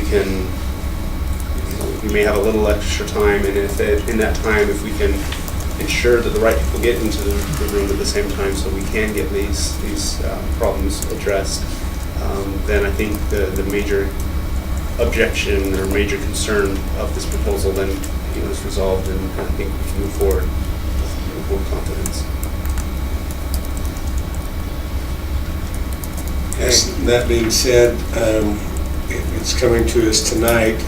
I would like, I think we do need to delay it for a little while. This is our first time hearing tonight, and so it is under the council rule where we can, and I will do that at this point. We do it now? Should we do it now? But we still need to have a public hearing on this. I know that there are people going to be coming to present tonight, so I think we will need to have that, but I think we can announce at the beginning potentially that this will be continued, and I don't know what time, but I do think we need to, I feel obligated to have the people that are planning on being here tonight have the opportunity to speak. Let them know that, the expectation is that it will be continued.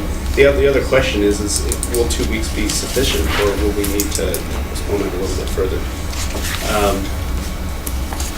I think perhaps we can consider this a little bit more until that begins. Unless someone wants to make a motion now, but I think we can just move forward with it into tonight's meeting and make those decisions. You make a motion that we inform at the beginning of the discussion that it's going to be delayed 2 weeks.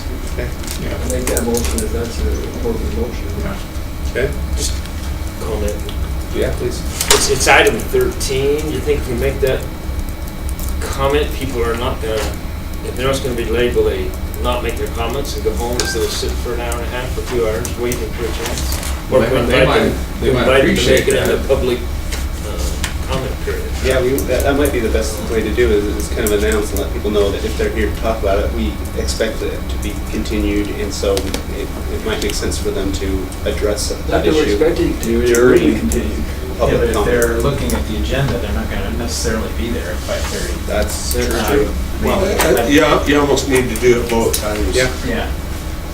But give those who are there early the opportunity. I don't think it matters one way or the other. I think we just go forward with where it is on the agenda. If people are showing up at 5:30 and want to stay for 4 hours like we did last time, I hope they don't do that, but they know it's number 36 on the agenda. But I still think hearing from them is very vital. Yeah, I don't think we're going to limit anyone's opportunity to speak on this. Mr. Strachan, did you have a comment?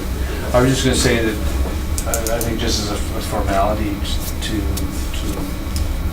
continue it, but to advertise it probably is a good idea now rather than waiting until the end of the meeting to do it. And if someone shows up at the beginning of the meeting and they find out, oh, it's being continued, and we let them know that, and we say, because it is being continued, if you want to speak in the 15-minute portion, please do it, and then you can just leave, or submit it through email. Right. Okay. All right, so we have a motion. Did I see, it's a motion by Mr. Stewart. Did I see a second? And it was to be what again? To announce the beginning of the item that it is going to be continued for a second. The beginning of the item. Beginning of the meeting. But I think, I'm do worried they need a about that. motion to do it in both? Well, I mean, the council chair, I think, has the discretion to announce that it's going to, that the intent is going to be continued. Our rules do, based on from the previous situation, we do have a rule in the handbook that says you can't continue it prior to the presentation of the item and the public discussion, unless you do that formally in a previous meeting. So you could actually, rather than invoke the rule tonight for an automatic 2-week delay, you do have the option in this meeting right now to make a formal motion to actually continue it now. And then to announce that whenever you want to. That is my motion. And making the, now I guess the one thing we need to clarify is, making the motion to continue it now doesn't mean it can't be discussed tonight. It means that it's not going to be, there's not going to be a decision on it tonight, right? So we need to clarify, does that mean it's continued and it's basically off the agenda and we're just telling people when to come back? Or does it mean that the public comment period will happen, but it's not going to be, but no decision will be reached tonight? I'm just That not was clear the on intent of what. my motion. Was to take Was it, to announce it will be continued early enough that people can not have to stay and wait till it's announced at the time, beginning of the motion, beginning of the discussion. Yeah, I guess I'm. But we will have the discussion, it'll still be an open item. Yeah, I'm just a little concerned about discouraging people from participating at all, so I'm not sure that, I mean, I'm just not sure what it accomplishes by saying that we're planning to continue the item, except possibly telling people to go home when we actually want to hear them. Or giving them the opportunity to speak in the open public forum so that they don't have to stay to the Yeah, third. what if we have 20 people who want to say something? That's better than having. We'll have 20 less people when item 13 comes around. So the motion that I have as written is to announce at the beginning of the item that it is going to be continued for a second hearing. So The motion is we will announce at the beginning of the At the meeting. beginning of the meeting. Before public comment. Go ahead, Mr. well, I Prince. was just say, I mean, somebody else can address this as well, but to Mr. Hanley's point, I mean, I get the concern that if someone responds to that announcement by leaving, then you're right, you don't get the benefit of their comment unless they either send it to you in the meantime or come back to the next meeting and make it. The counterpoint to that is we have had situations in the past where people have been very frustrated that we knew we were going to not make a decision and they waited 4 hours to make their comment. And they get ticked that you didn't give them the opportunity to leave. Can't we also say then, at the beginning of the meeting, if you have come to make a comment, we really encourage you to make that comment right now if you have to leave. But Yeah. I just think that We need to tell them we're going to continue or whatever. That's the end of the. I agree. So what I would like to hear, and then Mr. Stewart, if you let me know if this is, if you're agreeable to that, is that right now we are going to vote that this item will be continued. Not that we plan to continue it, but this item is now continued. At the beginning of, just before the 15-minute public comment period, I will announce that this item has been continued, that we will still take public comment when we reach it at item 13, but people are also welcome to come forward now and speak on it in the public comment if they don't want to wait until that point. But everyone will be advised that it was continued. We will not be making a decision tonight, but they can speak now or speak later That's my on. motion. That sounds good. Okay. That's the intent of my motion. Okay, excellent. So I think, I don't know if you add it there or just add it in your explanation, is that when this comes back, there will be a full opportunity for public comment. Tonight's not the only time, even though we're gonna vote out there. The full process will be available when the item comes back. And the continuance, is it date specific, or are we just continuing the item?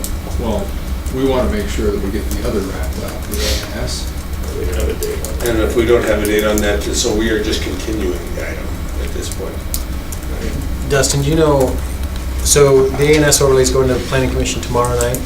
It's going to be a discussion tomorrow. I think they've already planned to continue it as well, but they're going to discuss it. So it won't be coming back to the first meeting, it won't come to the council the first meeting in June. Maybe the second meeting. So could we continue it?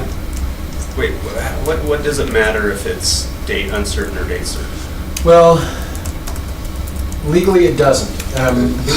But remember that it used to be our process that we acted as if these kinds of items needed 14 days public notice. And so it depends on, so what we used to do based on that interpretation is we would continue it to a date certain so that we didn't have to publish public notice again.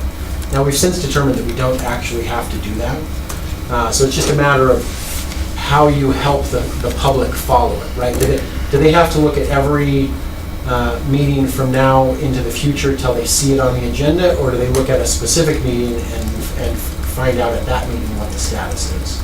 Since we're not sure about what needs to be done, or when it can get done, so we can vote yes, then I think it needs to be continued indefinitely. Date uncertain, right? And I do have a lot more, because of the neighborhood chair, I have a lot more confidence that those residents will have a good opportunity to know when it comes back. So I do thank you for your service. And I think, somebody correct me if I'm wrong, but I believe council staff's process is that they notify the neighborhood chairs anyway, rather than relying on them just to look at the agendas. So. Agreed, but some neighborhood chairs aren't as understood. Yes. Aren't as good as getting those notices out. And so, one other question: pending legislation. When did that begin, and when would that period end? Are we still on? Are we pushing that so that we make sure that we get this decided? I'd have to look at. I suspect we've still got some time because the committee worked on it for a long time. But the thing that triggers pending legislation is the first time it appears on an agenda. Of course, it was on council work session before it went to planning commission, so we'd have to go back and look at the agendas to figure out when that date started. 6 months. But we have a few months.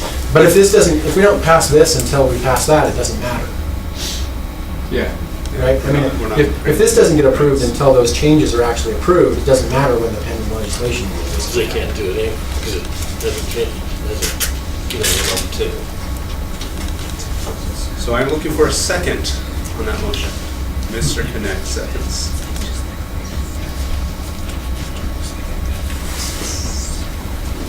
Okay. There is a note here that the zone change request occurred before the pending legislation. But we can still delay it. Right. So, okay. So, any more discussion on this motion? All in favor? That passes unanimously. All right, excellent. Starting votes for tonight's meeting. We are now on item 8. A discussion regarding a general plan amendment that would add the UTA station area plan to the downtown master plan as an appendix. This will be presented by Mr. Javin Weaver, and a city planner for Provo City, and take it away. Right, thank you. So this is a more of a specified kind of a neighborhood plan just on the Provo Station area. The downtown master plan, which was adopted 3 years ago, already does talk about the transit-oriented development area on a little bit larger scale. UTA, in collaboration with the city and area residents and MAG, looked at the Provo Station specifically and looked to see what kind of things the station could, what kind of development we could see at the station. So they analyzed the area around the front of the station, and then on a kind of a broader scale on the yellow, and then more narrow as you see where the blue dot is. Part of the analysis, it's all conceptual. They're looking at what kind of things we could possibly do in this area. Everything that they're wanting to do at this area is already allowed by the right of the interim transit development zone. So what they're wanting to do is already allowed. Some types of development, they're seeing a residential, office, mixed use. Part of the development does include discussion of the pedestrian overpass bridge across 100 West, which is in connection with the mill race project. But again, everything that they're wanting to do, all these types of different uses are already allowed by the zone. It's just conceptual, seeing about how much mixed use, how much commercial, how much residential, what types of residential do we see would be a good fit here. They're looking at different types of commercial, different types of mixed use, from townhouses to stacked units in this area. Again, conceptual. This is nothing. No application's been submitted, but they're looking at this general plan, this prohibition plan to be amended to the general plan. Yes. So looking at the numbers there, residential, estimated number of dwelling units, is that 139? They said 900,000 square foot office space, total, 900,000 square foot development, 325,000 residential, 475,000 office, and 100,000 Right. small. I'm just reading off there. Yeah. Estimated dwelling units from... It says 12 buildings, 203,000 square feet, and estimated units 139.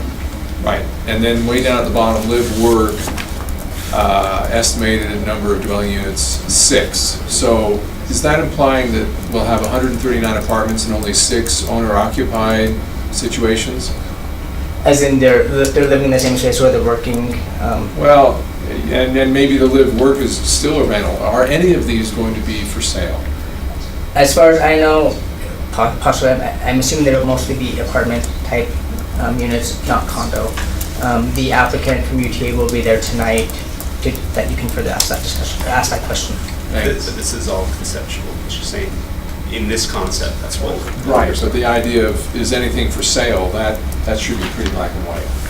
I think that would come from when the development comes in for what they are proposed. And we do have mill race, which is covered on here, and there's a concrete one, and in that instance, there will be some for sale. Unless we change the development agreement, the answer to that is maybe. He said they would try. That's how I read it. Talking about that. Mill race. What's that? The mill race development. Right, you're talking about the mixed use. With the owner occupancy. Owner occupancy. Right, they committed to engaging the marketing plan, but if the marketing plan doesn't work, they don't have to. We're talking the condo units, right? Yeah. Okay. And they've also talked about wanting to, just exploring the option of shifting more to the condo.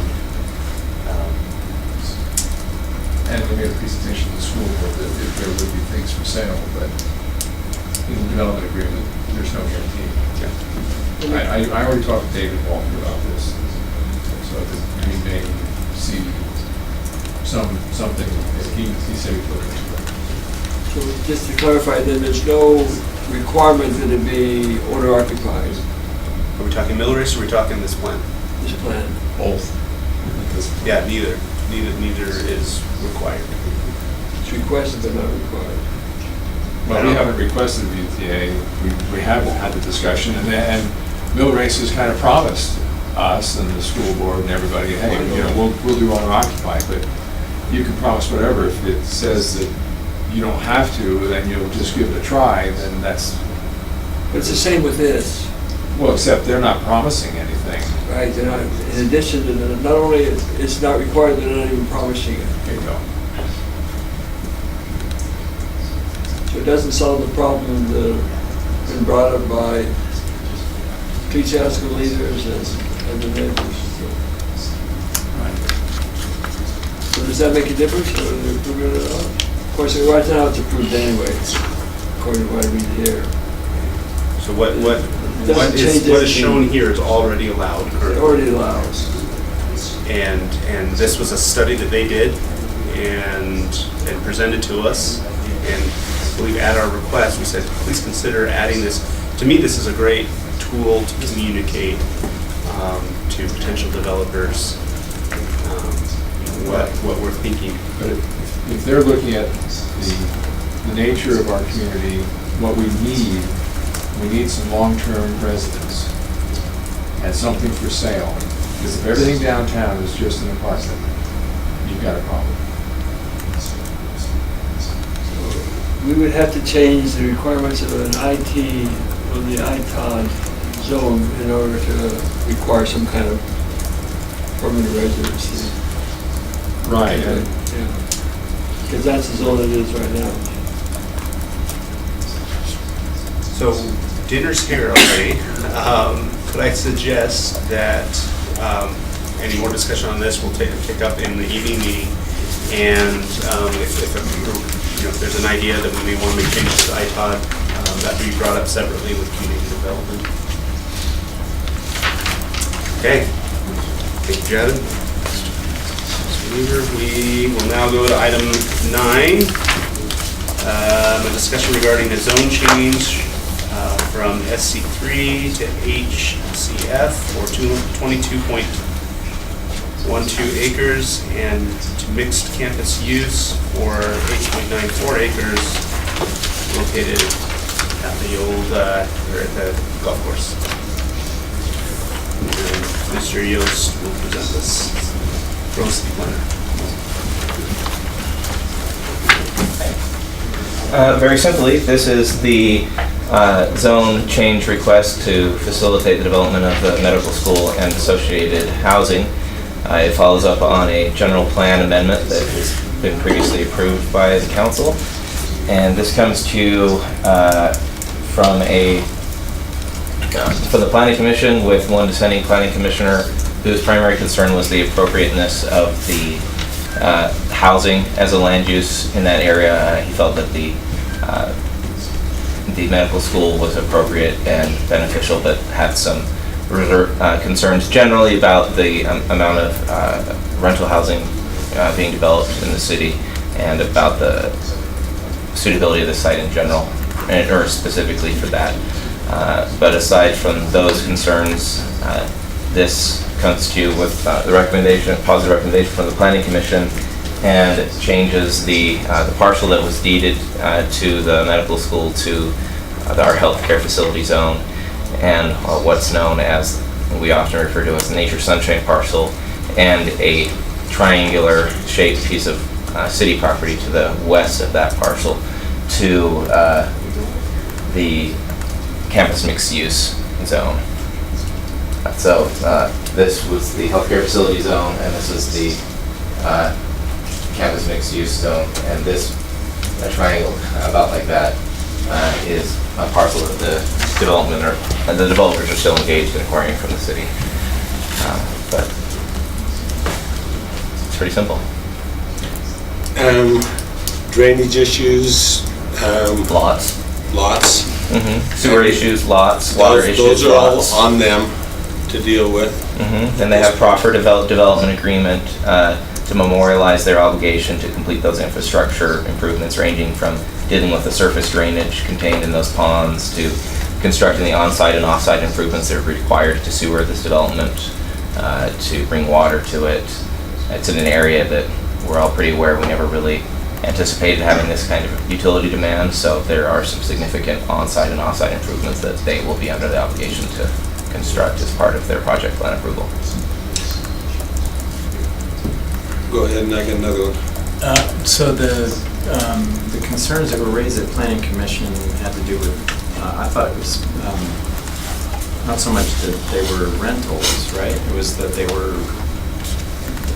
it was the design and placement of buildings that were making it difficult for people to walk or bike or drive to the site. Correct. Those were the comments from the initial. We had heard this twice. It was continued the first time after a substantial number of comments were provided to the applicant from the commission. And then some of those planning commissioners who made some of those comments in the initial meeting. Mr. Rowan, Ms. Ellsworth were not present at the second meeting, but our chair also shared the majority of those concerns and felt that when they brought the application back, or the plan back to us, they had made some substantial changes in location of buildings and layout, and that those had been addressed. And Mr. Anderson's comment wasn't particularly the form of ownership of this housing, where his general concern is that across the city, but more so the seeming isolation of this residential project from other residential neighborhoods and from amenities and daily needs. Okay, all right, no, thanks for that. I think I didn't catch that. I have to say that I'm sympathetic to those concerns. I think we need to be very careful about creating pockets of residential where they're little islands and nothing around them is designed for residential use. But I almost see this almost like a little bit of a student housing project right next to the school. So if it's actually allowing people not to have to drive to the location, but they will have to drive to get their groceries. That's not it's not that far from UVX. But I think it's better than if there were no units there at all. Right. Yeah. And then there are also some business uses across the street or whatever. So you may have, I believe it's not going to be solely sold to students. You know, it will be open to the general public, and so you might have some professionals who live work across the street who may choose to do that. I am a little nervous though that you might have, other people that just pick it, for other reasons and then do a lot of commuting to get wherever they're going. But the nice thing is I think the developer, the owner is putting a lot of money into this medical school, and I don't think they're going to. I think they're going to be very concerned about the quality and upkeep of the housing that's there at their gateway to their medical school. So that gives me a little more confidence going forward. I'm curious, is looking at 90, it's close to 90 units an acre then. Is that correct? I haven't done the math on the most recent. They came with 736 to the meeting. 736, okay, I had it at 790, I don't know. They brought, that was a new number as of the last meeting. And I was thinking earlier around 600 or something when I heard some of these things, but they're still going to be required to do I look at BYU, how many units do they have per acre up there on some of those pieces? I'm trying to conceptualize what it's going to look like, and BYU has a different animal going up there because of the parking issues. They count the stadium for heritage halls. So really, density is a really bad descriptor to give you an idea of what something's going to look like. So I would give you a comparable project, maybe Joaquin Village, which is a 4-story stick over a 1-story parking podium, which this project will be a 4-story stick over a 1-story parking podium with underground under that. So it'll, or... How many units on the apartment? 738? 736 proposed for this. The one to Alpine Village. Walking Village? Walking Village. Or the village at South Campus? I don't remember the total units. We talk more about beds in student housing. Or similar to the Liberty Center across the street here, or Startup Crossing. Those are both 4-story products, so add a story to them, it'll feel very similar to that. And that's what I'm looking for, is the feel. And, they are a different animal than campus housing because of the parking issues that we deal with up there, which are quite frustrating to me. And they have made efforts to address both some pending changes we have to the campus mixed use zone and our overall concerns about addressing the street in that project. So they've actually brought studio units all along the street front there with big open fronts and front porches and a lot of things to help the building engage the street better than a previous version, which just had a parking garage on the whole first level. So we've made a lot of progress in making sure it feels right, that it doesn't just feel like a giant apartment complex and then a street. So we've made some progress on the project plan side and making sure this feels like a place instead of just a human warehouse. Excellent, okay. Unless there's pressing comments, let's move on, just in the interest of time. Item 10, a discussion on a zone change request from one family residential, R110, to light manufacturing, M1, for approximately 7.7 acres of land located at approximately 1060 East, 1320 South Spring Creek neighborhood. Welcome, Mr. Dustin Wright, of course, the planner. Take it away. Thanks. So we'll pull up the parcel here and show you where it's at. There we go. So outlined in red here is this parcel that was earlier this year was subdivided from the Pro Steel parcel, this one right here. So they subdivided off this section and created a new lot. Some history on it was there was a neighborhood plan for the southeast neighborhoods that was done, and in that plan, medium density residential was the goal basically in this area here. And so the city changed the zoning from what was M1, which is what they're requesting, to the R110 in an effort to make sure that industrial doesn't go there until future plans come in for the MDR zone. And so it was rezoned to the R110 in 2017. So now the applicant's requesting to change it back, but doesn't have a project plan in mind, and I think it's just kind of going through the process to see where this goes, and then I'm not sure the intent there from the applicant. But so as far as conforming with the neighborhood plan, we don't feel that it does, and so the Planning Commission heard this item, and their recommendation was that the council deny the requested zone change, as it's not following with what the neighborhood plan has called for. So I went to the neighborhood meeting, asked the applicant why, because it's the same thing that he asked for before, and we said no. And he acknowledged it was absolutely the same thing, and he knew that we would say no, and he was just going through a process which made me wonder what the end goal really is. I don't understand. I agree. Okay. Was there any more of the presentation? If there's any other questions. Okay. If I could just suggest, we're now less than 35 minutes away from our start time for our evening meeting. If there's anything that needs to be said, or that needs to be said here that can't be said in the evening meeting, go ahead. Otherwise we'll adjourn. Thank you.